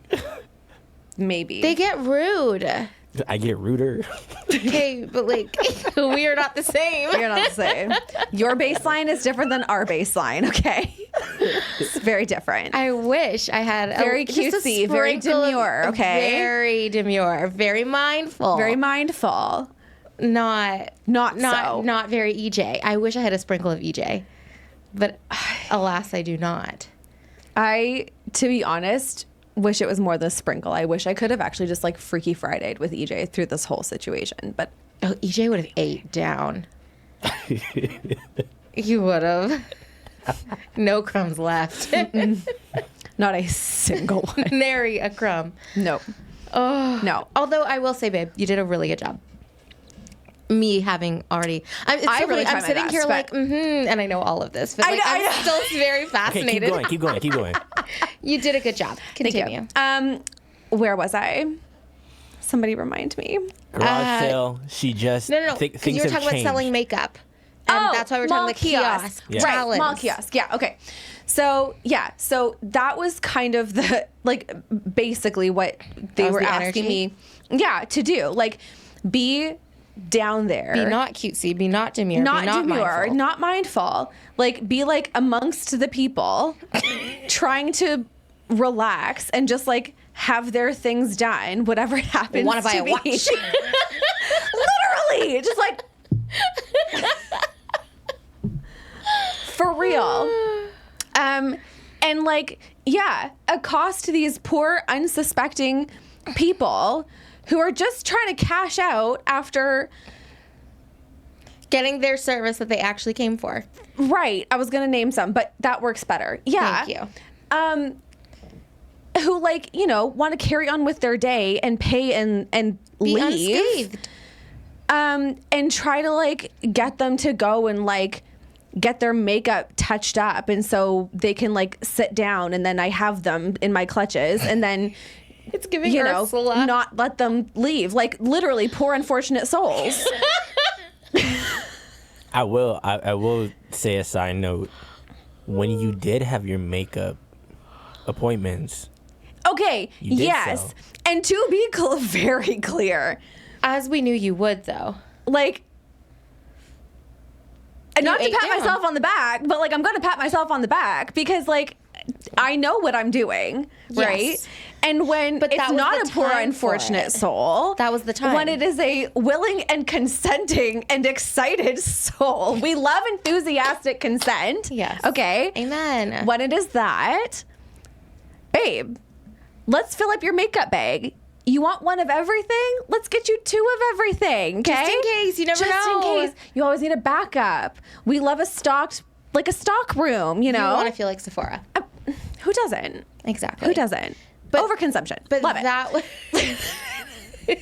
Consumerism really popped off today. For real. But I will that- single-handedly make it pop off. Like, Right, but that was the time. And there's a time and a place. to be fair, I know that if I went into a place looking for one service and I was being like force fed another, I would immediately feel very sketched out, very uncomfortable. Yeah. I'd also feel a little insulted. Like, what? You don't think my face looks fine the way it is? Well, not even just that, but like, yes, all of those things. Like, if I'm going somewhere to an establishment that sole purpose is to create a space for somebody to relax, and at the end of my relaxing experience, or while I'm there waiting to have my relaxing experience, somebody comes in and does something intentionally and obviously to make it the opposite of a relaxing experience, I'm out. Well, it also goes against I don't want to the come back. ethos of the company itself. Mm-hmm. But aside from that. Yeah. So anyway, yeah, okay, that became like a whole thing, and that was super weird because like, okay, I'll try, but like I'm not gonna be weird about it. Like I'm just not. Like I'm not gonna be down there and like basically piss people off. Like you're here trying to relax. Like live your best life, girl. Go. Like you know what I mean? So that was a whole thing. What else? The whole like what do you do all day became a whole thing, as if like again I'm just like sitting there playing computer games or something like that. Like I'm literally on my scene. And so it just got really weird. It got very uncomfortable. That's when like things started to like really just kind of and so it all basically kind of came to a head. I guess it would be 2 weeks ago now. 2 weeks ago. It was last week. Well, but it started 2 It weeks started ago. the week before, though, a little bit, right? Where we got this like inquiry from somebody. How much should I say? For a Little. service. You got a last minute inquiry for a service at this spa. Yes. And at the same time, there's the duration of this inquiry. Now I feel weird because I'm saying inquiry and you said inquiry. You How many times I wonder about that? Which one is it? Don't get sidetracked, I don't know. please. Sorry, EJ. I'm sorry. Squirrel. While this inquiry was happening, you also had a bit of a break because you had booked time off that people had paid for, or that you'd been paid for, that you had long time ago said and it had been approved. True. I'm I guess the glazing nature over a of lot of things on purpose. Thank you. No, that's actually really helpful. Okay. Yes. This inquiry came in. I was dealing with it. took care of it to the most degree that I could Take care of it until it was like no longer up to me and it was up to them at this point to make decisions. And like I handled it according to the systems and procedures that I had developed and put in place, because they did not exist before and it was all kind of like running amok. So I fixed it. So yes, did all that, talked to the necessary people who would potentially need to like handle things in my absence, wrote notes for people to reference. You handled it. All the things. Okay. Like it was like she Olivia Poped that there was like situation. no more You handled to it. be done. You handled it. It was handled. AJ's like, hurry up. It's handled. Don't drag out certain parts. I'm sorry. That's I'm like you took like 20 words to say I handled it. EJ, this is our boy brain and girl brain is different. I know. We but absorb because all because 20 the words. degree But listen, to though, which Priya, I handled but it Priya, requires more than one but word. Priya, we're still on a podcast. People are listening, and it's an hour and a half in already. We're an hour and a half in. Y'all, I'm sorry. I'm So waning. let's not 50 take, years, an hour and a half. Let's not take 30 A words. trade-off. A trade-off. Let's not take 30 words blip. to say what you could say in two. Sorry. So sorry. I had the Saturday booked off. Normally I would work Saturdays, but I didn't. And then I always had Sundays and Mondays off. So the next day I was going to be in was Tuesday. Is it okay for us to say that? Anyway, carry on. It's my hours. Oh, okay, fair. So I'm scared over here, by the way. I'm still shaking. Yeah, I'm still trembling. So I got a message on Saturday, the day that I was not working, because I had it booked off with their approval, saying like, red alert. We think we have updated information about this situation. Please handle it first thing today. Alert. Okay. Not knowing it's already been handled. Right. Not realizing that it has First already, of all, it had already been handled. Second of all, that you're I on a was day not off. there. You don't Yes. exist in their world anymore. You booked it off. You went through the entire pathway. Go ahead. Right. The procedures, the channels, if you will. So anyway, I didn't see the message. Because, like, who checks work's messages when they're not at work? So I didn't see it. I didn't read it. I didn't anything about it. Because work doesn't exist when I'm not at work. So I got back on Tuesday morning. Boss A says, oh, did you get the message? And I'm like, well, I just saw it now. Like, I just got to work, but I wasn't here on Saturday. Boss A says, well, you still would have seen the message come in. Okay. So now we're on like thin ice, right? In case anybody listening or watching doesn't know, there are laws about this kind of thing. In Canada. In Canada. It's called the right to disconnect. Your boss, unless like there are other like circumstances that are previously agreed upon like in writing, your employers cannot force you or like make you obligated to respond to work communications of any kind while you are not at work and being paid. Like, it's a law. Like, they can't just like bug you and ask you to do things because they feel like it, right? Let me rephrase it a little bit better. You are not obligated to respond to your boss, and they cannot legally punish you for not responding. To their buggings and goings To their buggings, Yes. to their whims. So, That was a good rephrase. thank you. So, anyway, obviously they were not happy about it. Immediately, I'm like, okay, this is about to turn into a whole thing. It did. So I got dragged into a meeting the next day. Insert boss C. Oh my gosh, boss True. C. True. Lowercase C though. Yeah. Yeah. They, them. We're beta. I do feel a Now little you're gonna bit. get in trouble, Shada. I'm sorry. I do feel a little bit bad for Boss C. And here's why. Boss C is not stupid. Well, none of the bosses are. Priya, none of the Okay. bosses are. Okay, you're right.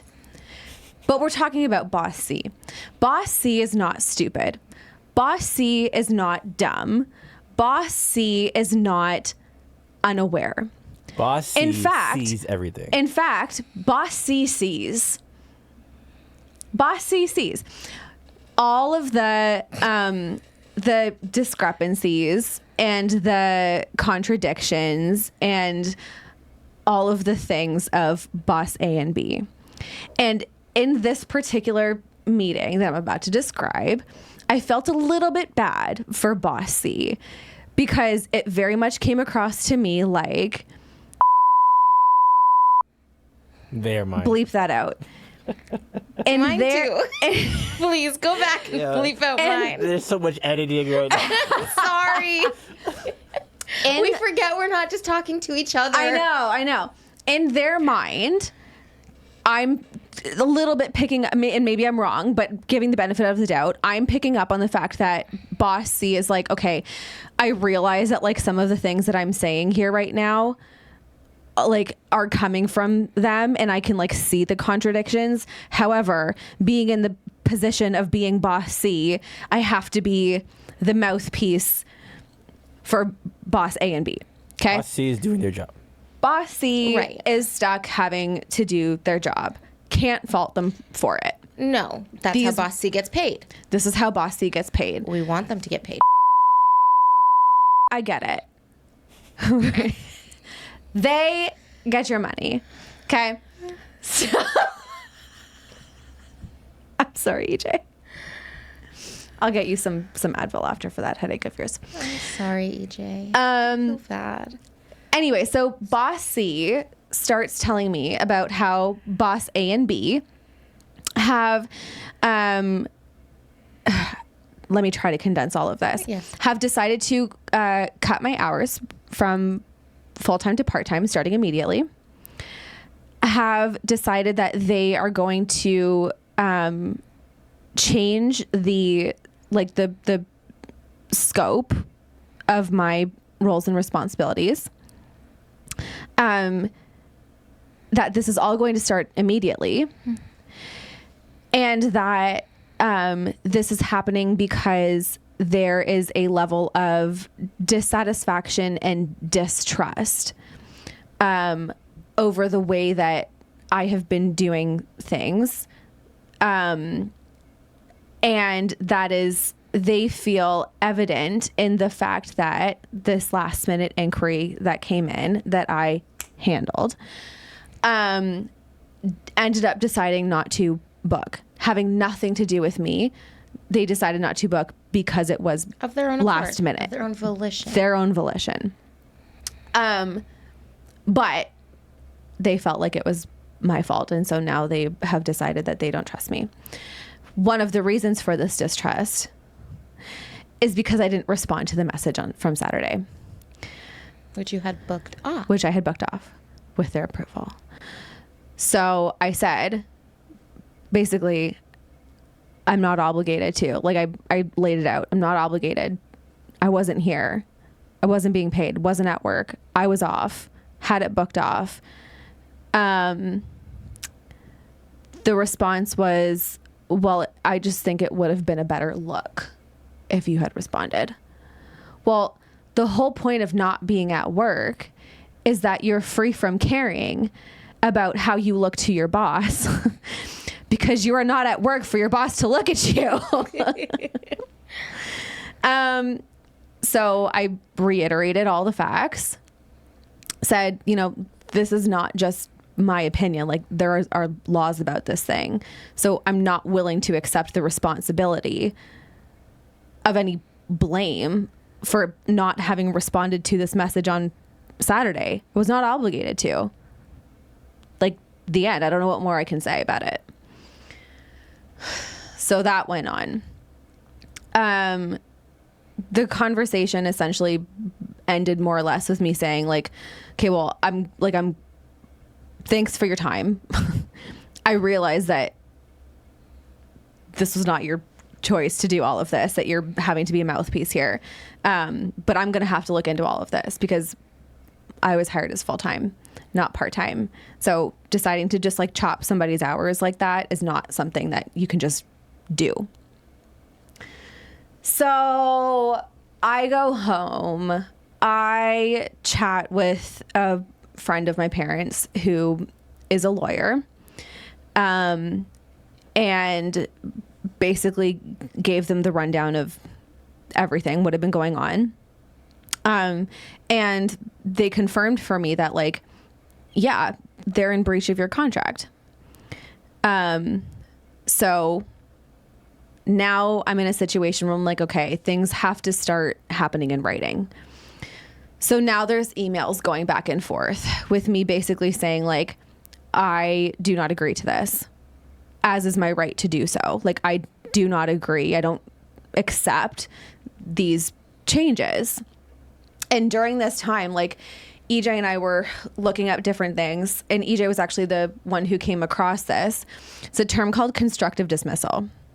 And basically what that is when your employer unilaterally decides to make significant changes to your, like, the nature of your job against what your contract was, basically. So that could be something like chopping your hours from full-time to part-time, or like a huge demotion in from what you were originally hired to do, or like something along those lines, right? Forcing you to move to a different city would also be considered. Yeah, like things like that, right? And it's essentially what it basically means is that like they have put you in a position where they've basically breached your contract, and by breaching your contract, they've ended it essentially, and by default, they have essentially fired you from that position that you were originally hired for. And so, if you don't agree to the changes that they have, again, unilaterally tried to like force on you, then you can decide to pursue things however you want to pursue them. But the point is that you cannot agree to it. You cannot be seen as agreeing to it, because otherwise they can say, well, yeah, you're fine with it. You went along with it, right? What was the word the lawyer used? Acquiesce. Oh, I know. It was a very Elwood So chic. word. Yeah. Yeah. So now like everything's happening in writing. I don't agree to this. I have like screenshots of like in the employee app where like they had gone in and put in all of these like part-time hours. So it wasn't even like a theoretical kind of thing. Like it was done. Like it was there. Priya has all the receipts of proof that the original agreement is being broken. Mm-hmm. There's proof of them confirming that they're breaking it, and all the paperwork has been accounted for, right, and is in Priya's favor at this point in the story. Mm-hmm. So in one of the emails that I sent, it said like, please confirm by the end of today that essentially everything is going back to normal, so that I know that I can come in next week like as I normally would, right? It was a long weekend. So I got an email back from Boss C. Well, she's saying, well, I can't let you know by the end of the day because Boss A and B are away for the weekend. And so like they're not here. Like I won't be able to talk to them. I can't get you an answer by the end of the day. It would be a better look if they responded. And I'm thinking, oh, the irony. So better look. Yeah, it would have been a better look. Yeah. Now if you had just reached out and they just would have responded. Mm-hmm. Yeah. Lord, help me not to be petty. Forgive me, Father. Yeah. Wow. If there's anyone in this situation, it's not you. So anyway, said, we will be meeting. We'll have an answer for you on Wednesday as to how we're going to proceed. Okay. So now I'm like in like full overdrive, right? So at this point, like over the span of that weekend, I talked to, I think, 2 other lawyers, also confirming everything that I already knew. And so then Wednesday rolls around. Wednesday is the end. Oh, also, over this weekend, you get a new job. Oh, yeah, which was like a boss move on your part. Before any of this, like, things started getting shaky, and you were like, immediately plan B. And secured plan B effortlessly. It actually was pretty effortless, I'm not going to lie. Anyways. And we love plan B. We love plan B. And so far, plan B is great. Anyways. So Wednesday comes around. And it becomes very clear that the conversation that's about to take place between myself and boss A, B, and C is... Got the whole alphabet on board. Come on. We were all there. Becomes very clear that it's not going to go well. Through a series of passive-aggressive comments made by boss A. One of them ironically accusing me of being hostile, which was hilarious. So we start the conversation off, and boss A says, oh, should I say this? I don't think you need the details of the conversation. This part's funny, though. Not for the pod. I know where you're going. I agree. You're right. It would expose too much. That would be a breach. Synopsis of the conversation. You don't There need were the some details of the unsavory conversation. comparisons made that had no place being made. It was just unprofessional. It was out of context of the conversation. Boss A started the whole thing off by being wildly, hilariously, pathetically unprofessional in the things that they said and like comparisons that they made and things that they tried to get me to comment on. Mind blowing. Yeah, the conversation basically went nowhere. The conversation was more of the same. It was them trying to convince me that like when I was hired, the nature of my role was actually reversed, that it was supposed to be like a makeup first thing and then to fill in the rest of my time, social media stuff. And it's just confusing to me how they can, like, how they tried to, like, stick to it as much as they did when, I have the documents, I have all of the emails, and, like, I didn't write them, they did. I feel like if they were arguing that Shaina's cup isn't pink, but we're all looking at the pink cup. She be pink, though. You know what I mean? Like... Yeah. And it's one of those things where it's frustrating because it's like, well, if what you wrote is not what you meant, then don't write it. Then you shouldn't have written it. The end. So there was that. There was a doubling down on the whole like Saturday message thing. And again, I had to like walk them through the whole process that I took to handle like that situation and how it was not actually like an emergency thing why they were messaging me on Saturday and how I did not actually need to respond to it, nor was I obligated to. And that was just like going nowhere, totally going over their heads. And I'm like, keep in mind, Priya is not a good heated discussion. First of all, why are you throwing me under the bus like that? Because that's an important factor. No, you're right. I'm not. Like the way she just said that to me, she would never use that tone. No, actually, which is important because it just goes to show that I would never actually in these conversations Yeah, the sass you're hearing be here like is not, snappy and sassy and rude. Like it was non-existent. No. I heard.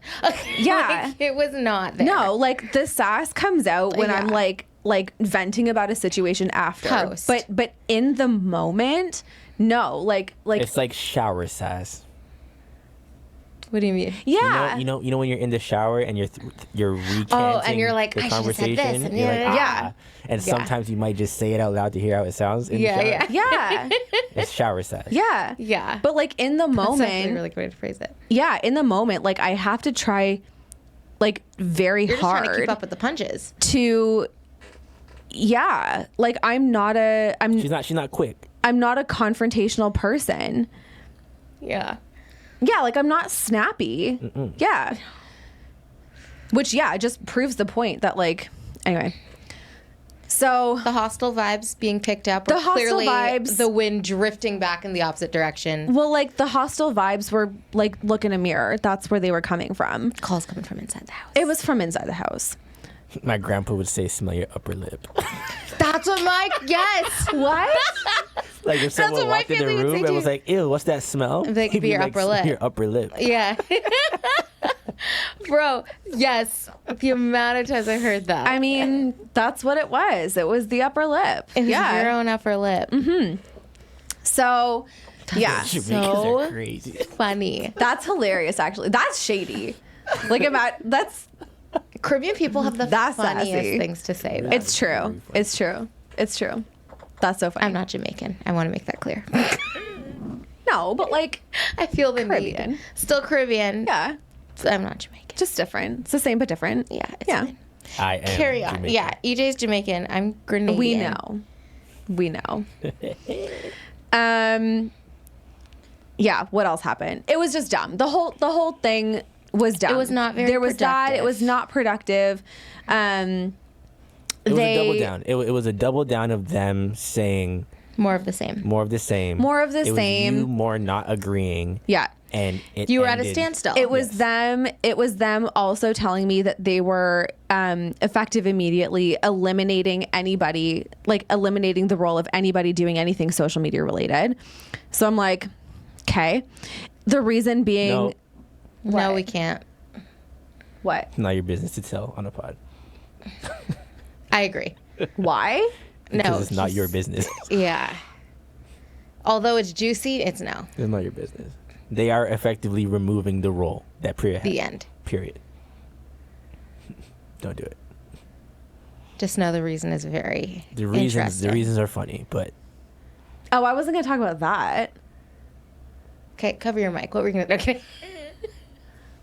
Bleep this out. Priya, he has so much to bleep out. Okay, go ahead. Because of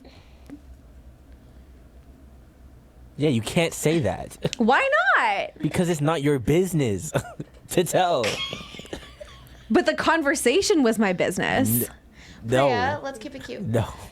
Not that you're not keeping it cute. Not that you're not keeping Very it cute, but demure. Okay, very all mindful. right, very okay? mindful. Very Oh mindful. my very gosh. cutesy. Cutesy. Okay. Okay, but the reason is tea. So there you go. Don't spill it. So so there's that. Then what else? Isn't that it? That's it. You're I think done. that's Oh, it. there's so You're many the done. way that I want to You're done. You know what sucks is being able to spill like a little bit of tea, but like not the whole pot. Ugh. See, here's the thing. Okay, moving on. No, here's the thing. Here, we're gonna get into some real stuff now. Okay. Okay. We're not here to. I mean, I was spill about tea. to get there. I was done. No, we're not here to spill tea. Mm-hmm. That's not the point. This is context for your growth. Amen. Fair. Remember that. Yes. You're not wrong. So the conversation ended. The conversation went precisely nowhere. The conversation ended, and then essentially everything ended. We decided to walk away. I no longer work there. Again, my shoulders have dropped. Food tastes better. The sky is bluer. And Should I talk about the after stuff? Just talk about what you learned from this. What did you learn from this, Priya? Here's what I learned from this. Aside from the things that I've already talked about. With like the acceptance stuff. But you didn't. Okay, never mind. One, Good. I'm sorry. I've learned a lot of legal things that I otherwise would have had no opportunity to learn. Okay. And like the situation itself obviously has been like incredibly frustrating. But it's just interesting to think about like what I've learned because of it that, yeah, otherwise I would not have entered my Elle Woods era. It's been a learning experience. I would say in trust, because like the truth is that like a couple months ago, I started applying for different jobs and just kind of like seeing what was out there. And, you know, nothing really that great was available. And so it was just a waiting game. And so it's been a lesson in trust that like, okay, I feel this sense of urgency that like things need to change. And like, if it was up to me, it would have happened yesterday. But like, okay, God, I'm going to trust that like, you know my needs more than I know my needs. And you see this situation like as a whole, not just like this part of it. And so, yeah, you know more about what I need than I do. And I'm going to trust that you are going to provide the right thing at the right time. It's been a lesson in trust that like, I'm not just like suffering here for nothing, that like there's something redeemable out of this that's going to come out of this. And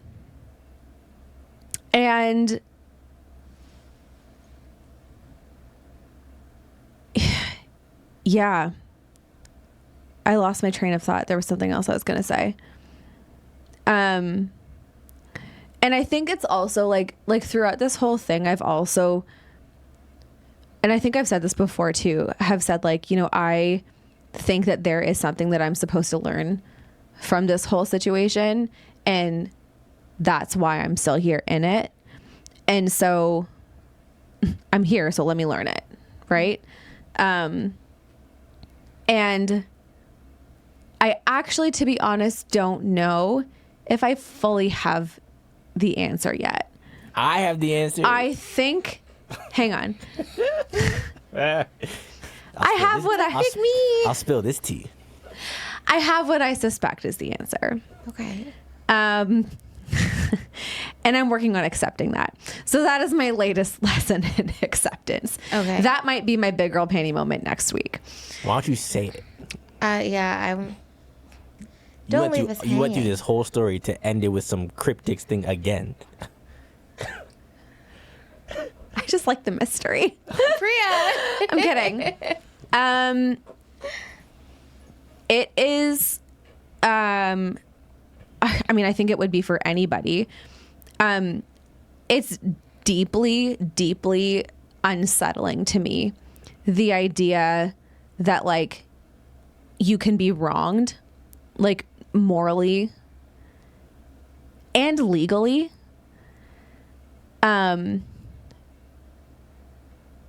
And have to just let it go and not experience any type of closure or compensation or acknowledgement for your pain and suffering, you know, kind of thing. And have the parties who wronged you like have to just leave them with their thoughts, knowing that their thoughts are going to be the worst about you, all kinds of stories and narratives that they're going to spin about you, and manipulate themselves into believing about you. And because you've chosen not to pursue things legally, are also going to be left thinking, see, we were right. You didn't have a leg to stand on. Meh, meh, meh, meh, meh. When it's not the case. I'm just trying to move on. You know? It's deeply unsettling to me that like that's the case. And I think that like we've talked about this too in the past. It has kind of been my like MO to like want to have the last word kind of thing. And make sure that like I get off my chest what I feel like I need to get off my chest. And like every ounce of me wants to do that right now, especially because I know I'm in the right. Like it's not a matter of like opinion thing, like black and white according to the law. Like, yes, I am. For context, so having to just hold on for context for those of you listening, the reason Priya did not choose to go through with a further legal action is because me and her had conversations about it and like the heart behind it. B, financially it just wouldn't make sense. And C, once you get a new job, constructive dismissal is null and void. Yeah. So constructive dismissal, what you're entitled to, if that is the situation that you are found to be in, your compensation can vary on several factors, like how long you've worked there, et cetera, et cetera. For me, because I only worked at this place for like just over a year, what I would likely get in compensation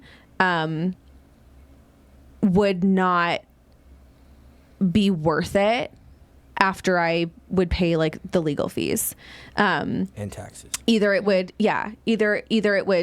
come out as a wash, or like I would have like a little bit left over after paying legal fees, and in which case it's still not worth it to go through the process. To stick it to somebody. And right. And then there's the fact that like I did get a new job, and so when that's the case, it like basically like mitigates your damages or whatever, because now you have this like other thing with like a reliable paycheck coming from that, et cetera, et cetera. And I'm happy that that's the case, because I would rather take the peace of mind and the reliability and the health of being somewhere else than like financially having to go through that whole process to like financially be okay. Right. So like in that sense, like I'm so happy with the way that everything worked out. But it just means that like in my own mind, I have to like reconcile the fact that I just have to leave them to think and say whatever it is that they're going to think and say. So yeah, that is like the internal process that I'm in right now, of like coming to terms with that. And like, it's really hard, because this has been such a long situation. And because of the things that like I've had to endure. And because of, the fact that it ended the way that it did. And it was very black and white in my favor. So that's the process that I'm in right now. It's very unsatisfying. Mm-hmm. It's very frustrating. Yeah. Where do you think that comes from? What? That unsatisfying feeling. unsatisfying. Like why do you Because feel the why unrest, why like do you the feel the unsettledness. need to have your justice, I guess is the word. Actually, I was going to use that word. It's because it feels like there is no justice. That's why. Why Yeah, do you, why do you feel like you personally need justice? Because it's all been at my expense. Interesting. Like it's all been like against me. Like I'm the one who's had to deal with all of it. And so it's not the fact that like in general there's no justice. It's that I don't get any justice. That's it. Does that make sense? So how would you respond to me saying, so what? What do you mean? You're a Christian, so what if you don't get justice? How would you respond to that? I mean, it's funny. Like, I was actually talking to my dad about this last night, and the whole, yeah,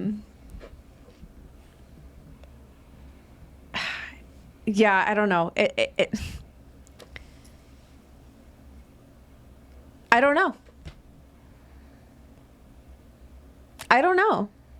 I honestly feel like I am in a process with this right now. The conversation that I was having with my dad last night about all of this was essentially like, you know, when in the Bible, when like Paul talks about not like taking other Christians to like court and being like petty kind of thing.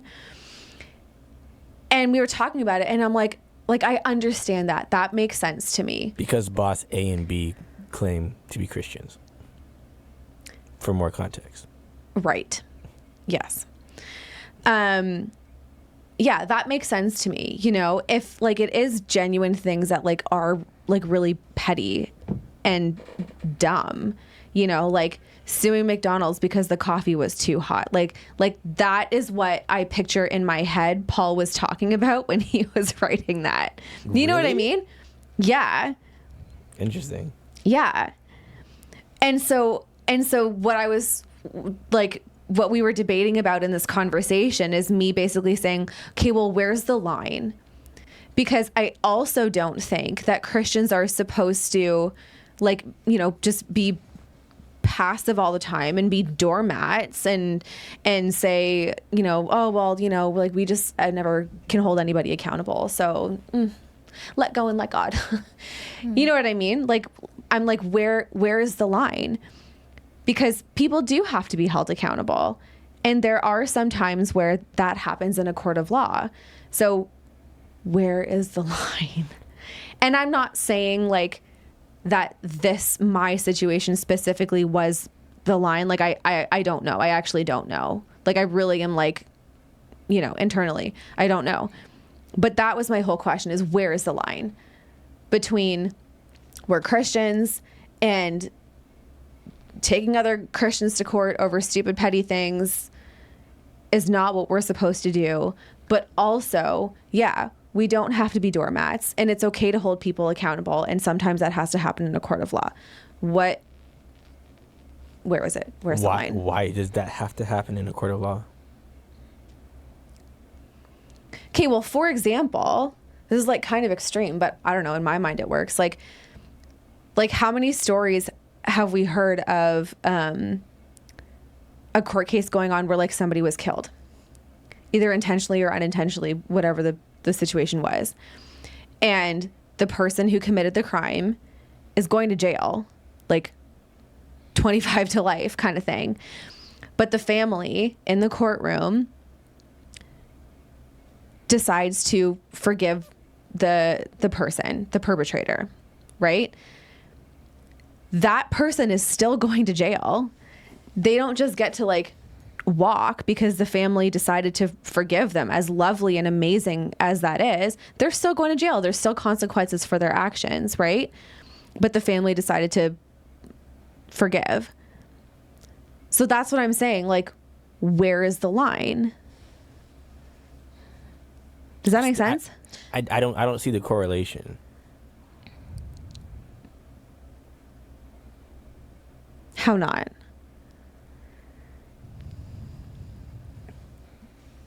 Murder And No, I'm not equating these two situations like directly like that. oh, I felt like you did. No, I'm not saying this was equivalent to murder. My gosh. Well, because what I was thinking is, I mean, obviously, you know, in the Bible it tells us, obey the law of the land which the Lord thy God hath given thee. So in the context of something like that, even though we as a Christian might forgive somebody, that individual still has to face the consequences of what the law has placed on them in, like, you know. But then we're also told as Christians that, like, vengeance is mine, says the Lord, right? And so I do think that this is very much so a, like, aside from the stuff where it's like, no, obviously the law is going to crack down on this person, but because it's very blatantly wrong. And not to say that what happened to you wasn't wrong, because it was. But I do think that there's a certain extent of God really calling us to remind us, like, men are going to fail you every single time, and women. But I won't. And so if you trust me with your vengeance, that's going to be like a case by case. You have to surrender it to me, and I will direct you. I am so certain, just the way you were able to, you know, you were looking for jobs before, nothing really fit. Then all this stuff starts happening, and the job comes up, and you nail it. Like, it happens, it's yours.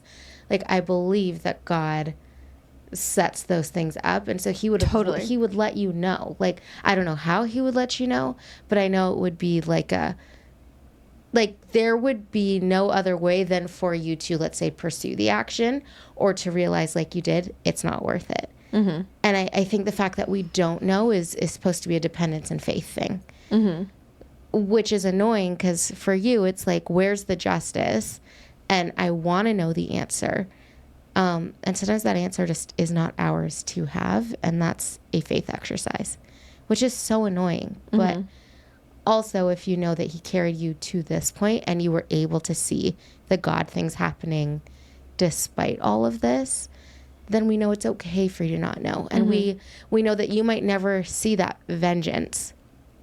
But God knows exactly what's going to happen. It's above me now. It's above you. And and that's actually rather freeing. As much as it hurts, because in our human nature, we're like, I want to know. And I want to see it happen. That in itself, I don't know what the word would be for it. Not that it's selfish, but it's self-motivated. Like, well, yeah, it's about the motivation. Yeah, it doesn't benefit you per se. It makes you feel good. But is it really benefiting you? And what would benefit you more? Because that's what God cares about. What is going to actually benefit you more and help you to grow more? Right. Yeah. No, and I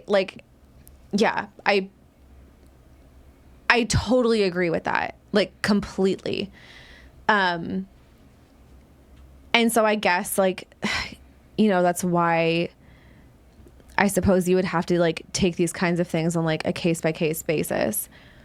And again, I understand that that's true, but I think, again, it's still in the back of my mind. That's, again, where, like, why I wonder, so where's the line? Like, if we take it all on a case by case basis, like, to what severity of against the law does it have to get to before, as a Christian, you can be like, okay, see you in court.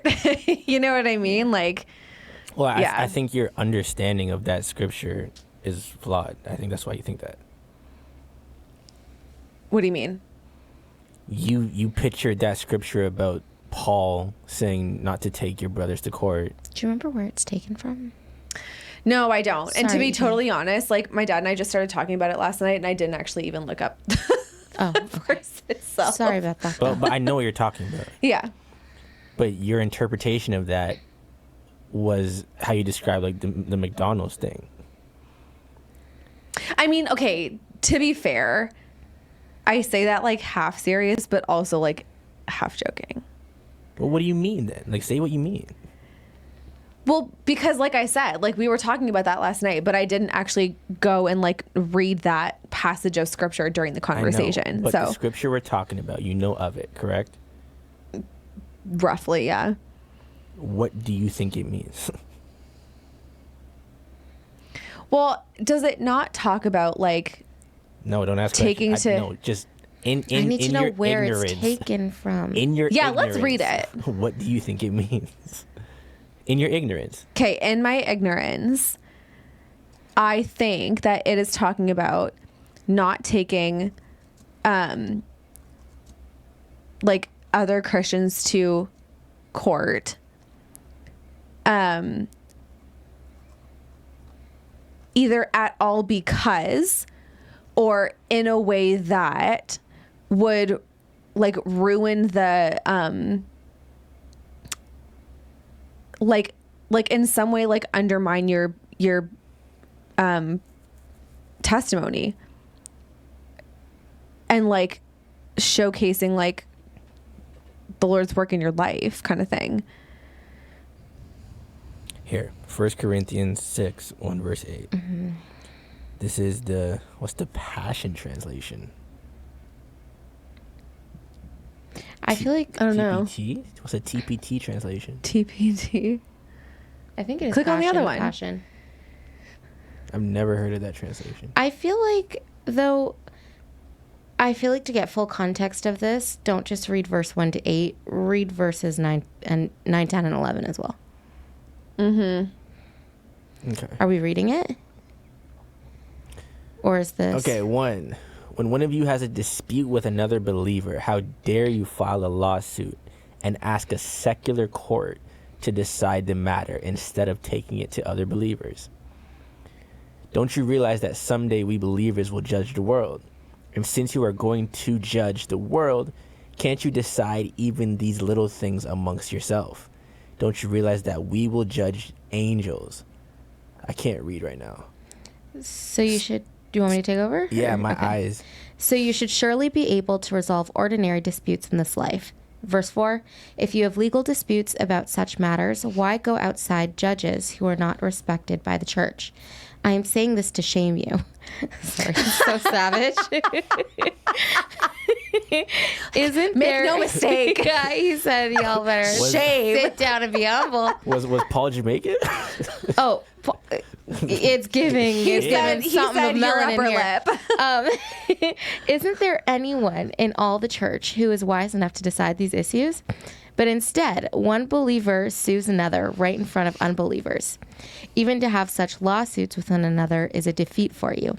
Why not just accept the injustice and leave it at that? Why not let yourselves be cheated? Instead, you yourselves are the ones who do wrong and cheat even your fellow believers. Now, this is verse 9 to 11 we're hitting. Mm-hmm. Don't you realize that those who do wrong will not inherit the kingdom of God? Don't fool yourselves. Those who indulge in sexual sin or who worship idols or commit adultery or are male prostitutes or practice homosexuality or are thieves or greedy people or drunkards or are abusive or cheat people, none of these will inherit the kingdom of God. Some of you were once like that, but you were cleansed. You were made holy. You were made right with God by calling on the name of the Lord Jesus Christ and by the Spirit of our God. Now, I think, of course, based on a cold read, okay? A cold read. A cold read. This has been a table read. Yeah, literally. Like, I've barely gotten to my part. This seems more like, as believers, we are supposed to be unified. And so why are we like having squabbles and calling non-believers in? Like, basically, it's not a good look for God. It's kind of what I'm gathering. Yeah. Right. And then also saying that when we do wrong, we don't inherit the kingdom of God. And so would you really put yourself in a situation where all this bacchanal is happening between you all and none of you are getting closer to the kingdom of God? Like, that's how I'm interpreting this. Right. But thoughts? No, comments? I don't disagree. I think it's interesting. Like, go back up.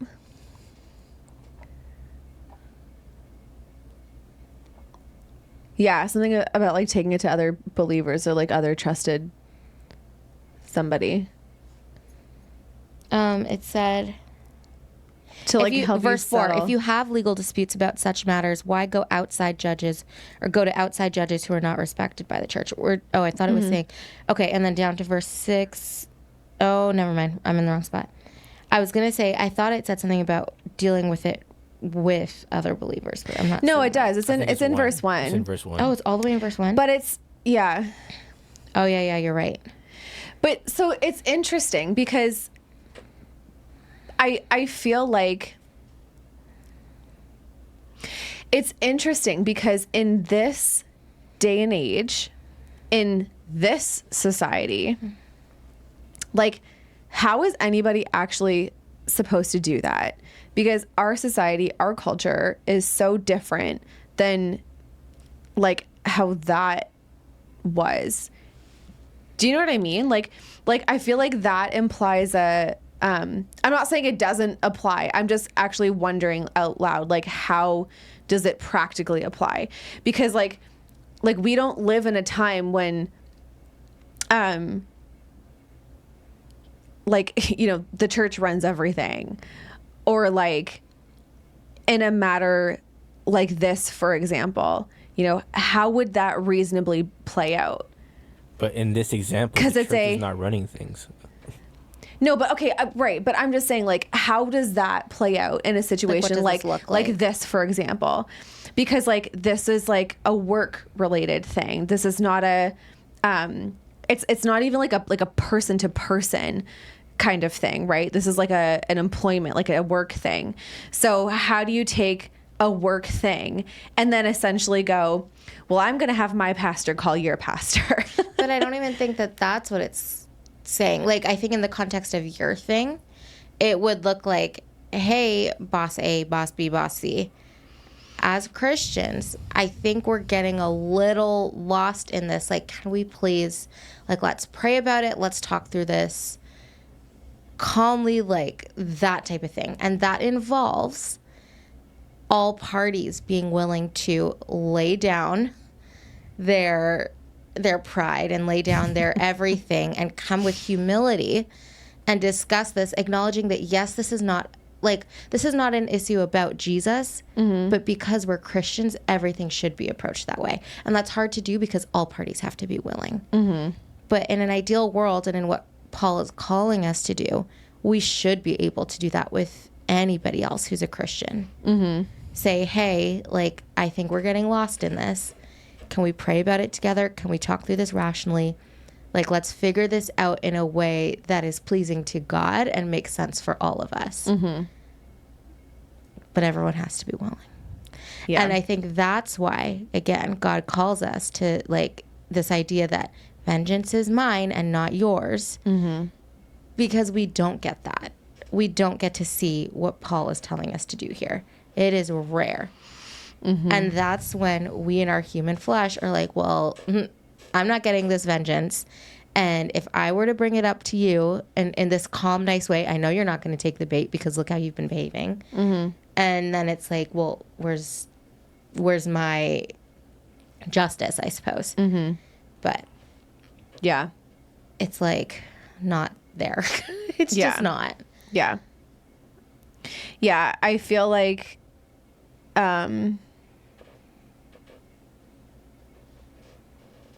yeah. I think the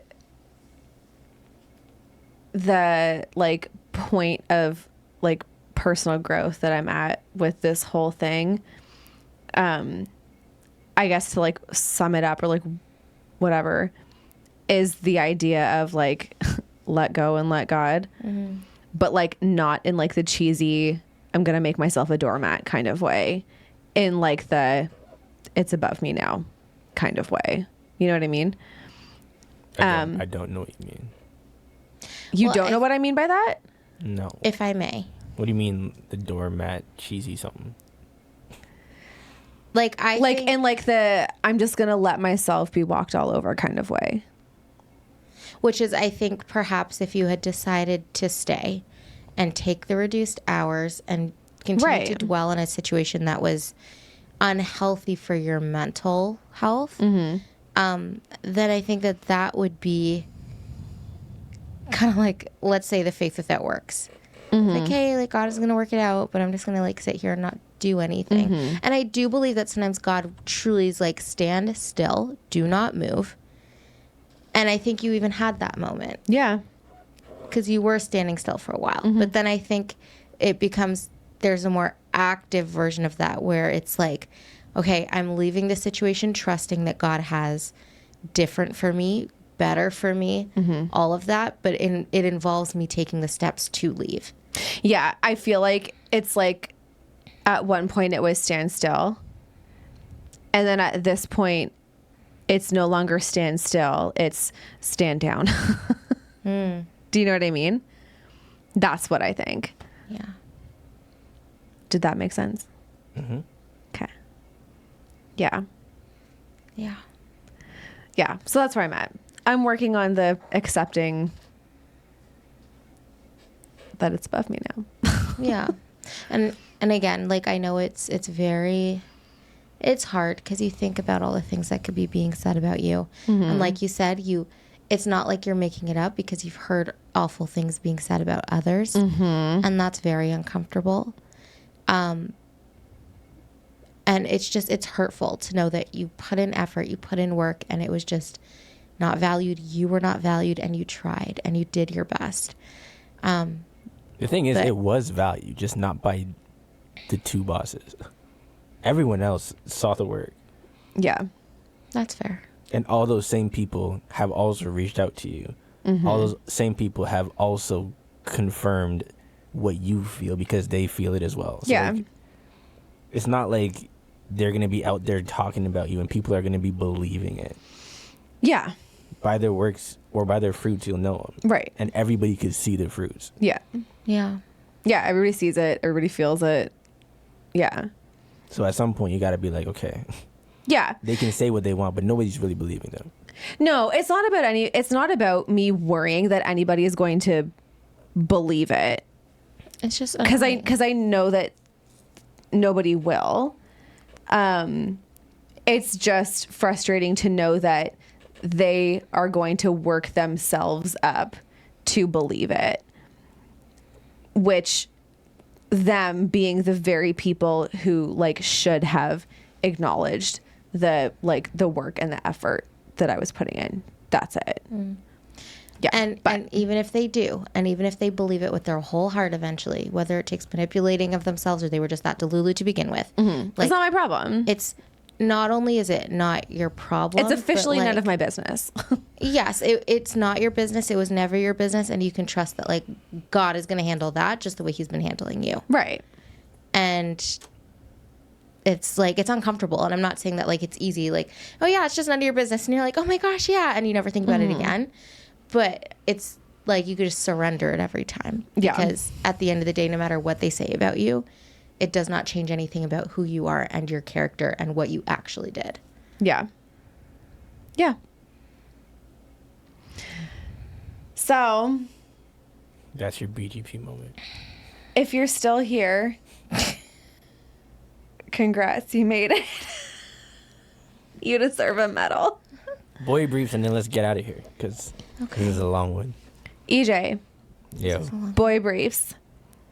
If you had to pick something off the top of your head right here, right now, to mansplain Off my head top. off your head top, what would it be? What is mansplaining, just so I know?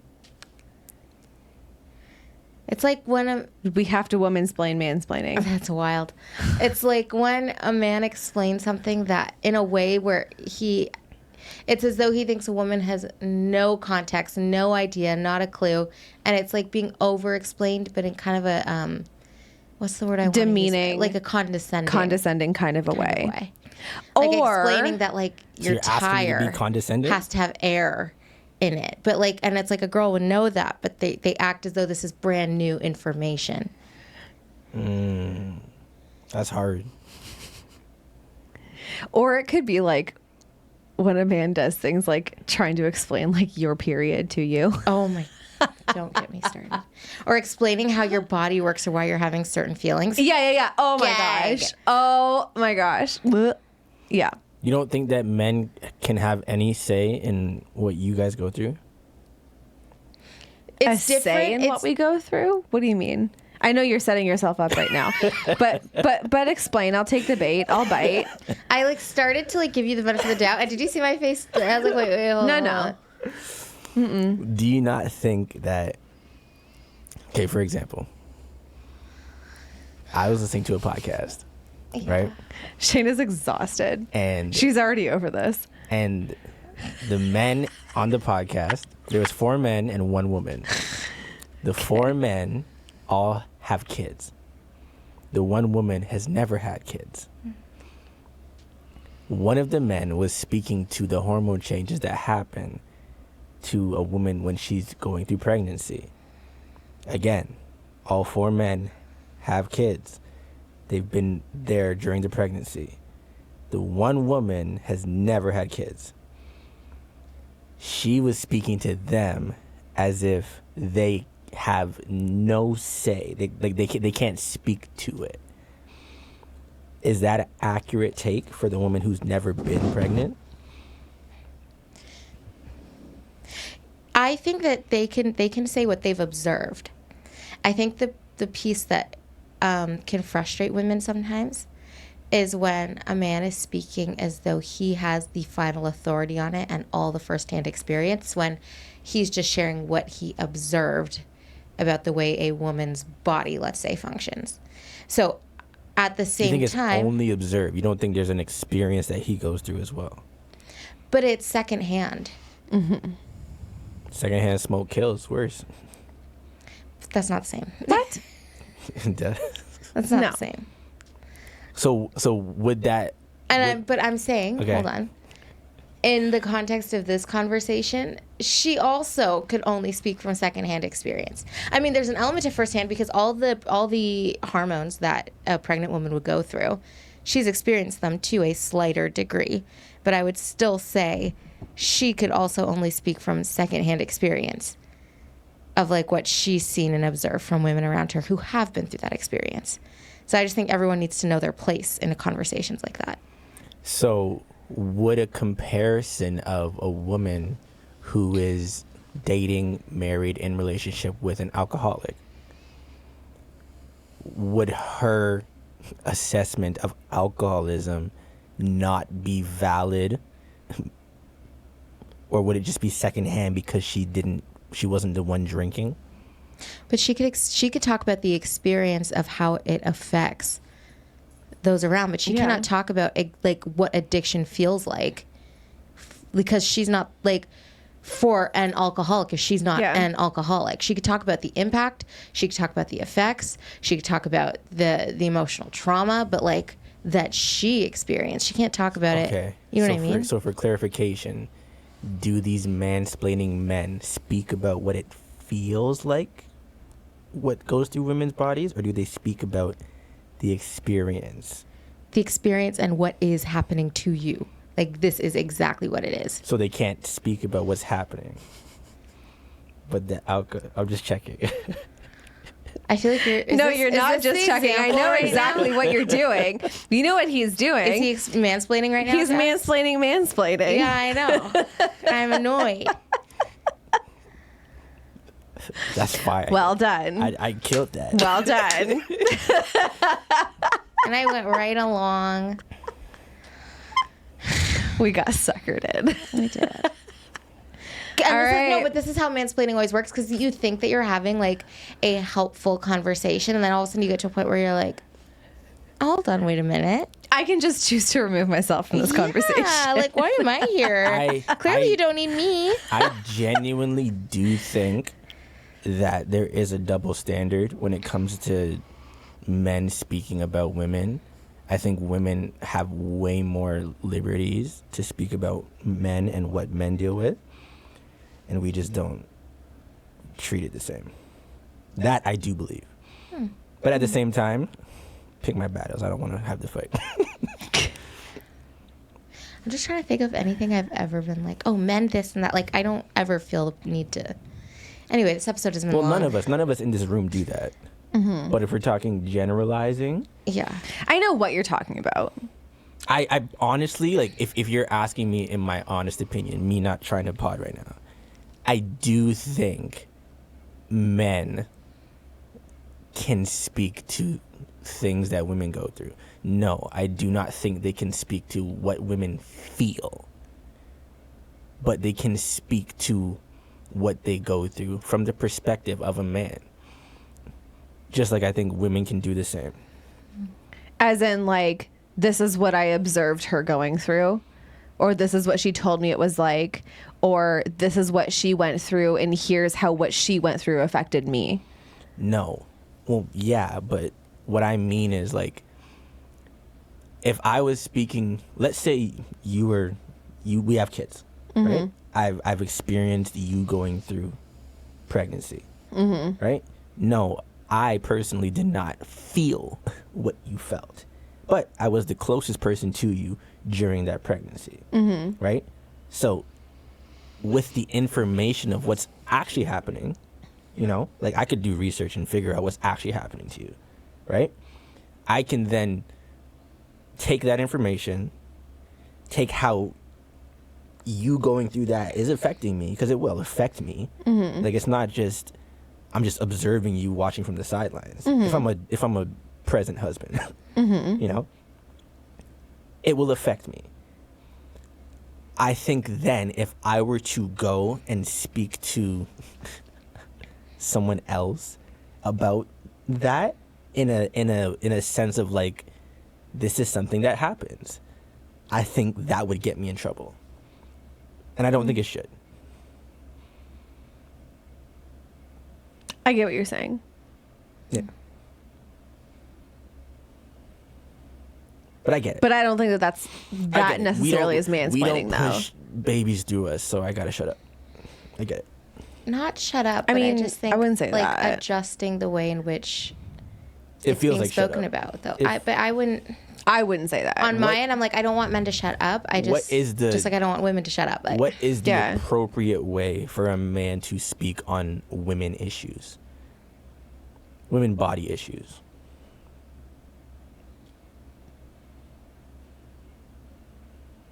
I don't think that there's one answer to that. Well, I was gonna just say, I think discussing what is observed and not speaking in finites. That too. What does finite mean? Finites is like, this is the be all Absolutes. end all absolute. Like, this is how it is. It cannot be any other way. Okay, fair, but what do you think the actual percentages of men who speak in finites? Do you think it's majority or minority? I think it's too much. That's not my question. I don't talk to enough men to know. Fair. That's a at least that's a fair answer. To be totally honest, aside from like what I hear and see and like read secondhand, like personally, neither do I. I don't either. But a lot of these conversations I hear about a lot of men doing, but in my circle of life, I've actually never. Okay, it's not never. I haven't met many men who I think would fall into that category. Well, I don't. I I think think- that we just don't surround ourselves with people Praise God. who are. I'm gonna bleep that out. Who's that? Okay, we have to end this because I have questions. Okay. All right, everybody. If you enjoyed today's episode, be sure my to give us gosh. a like, a comment, and a follow. If you are listening to us and not watching us, be sure to go watch us next time. We're on YouTube. You can find us at Big Girl Panties Pod. Same for our socials. You can find us at Big Girl Panties Pod on Instagram. If you want to follow Priya, EJ, or myself, all of our links are in the show notes as well. Please, again, rate and review so we can know what you want us to talk about next and just get feedback from you guys. It's very helpful. And until next time, I think that's it, right? Yeah. Yeah, you good. Until next time, stay courageous, stay faithful, keep embracing the journey, and don't get your panties in a bunch. Bye, guys. That was so shady. I don't know how many people get to the end, but I killed that like Inception mansplaining thing. You did. That was fire. Let's No, turn it off was the good. lights. You did good. That was fire. Thank you.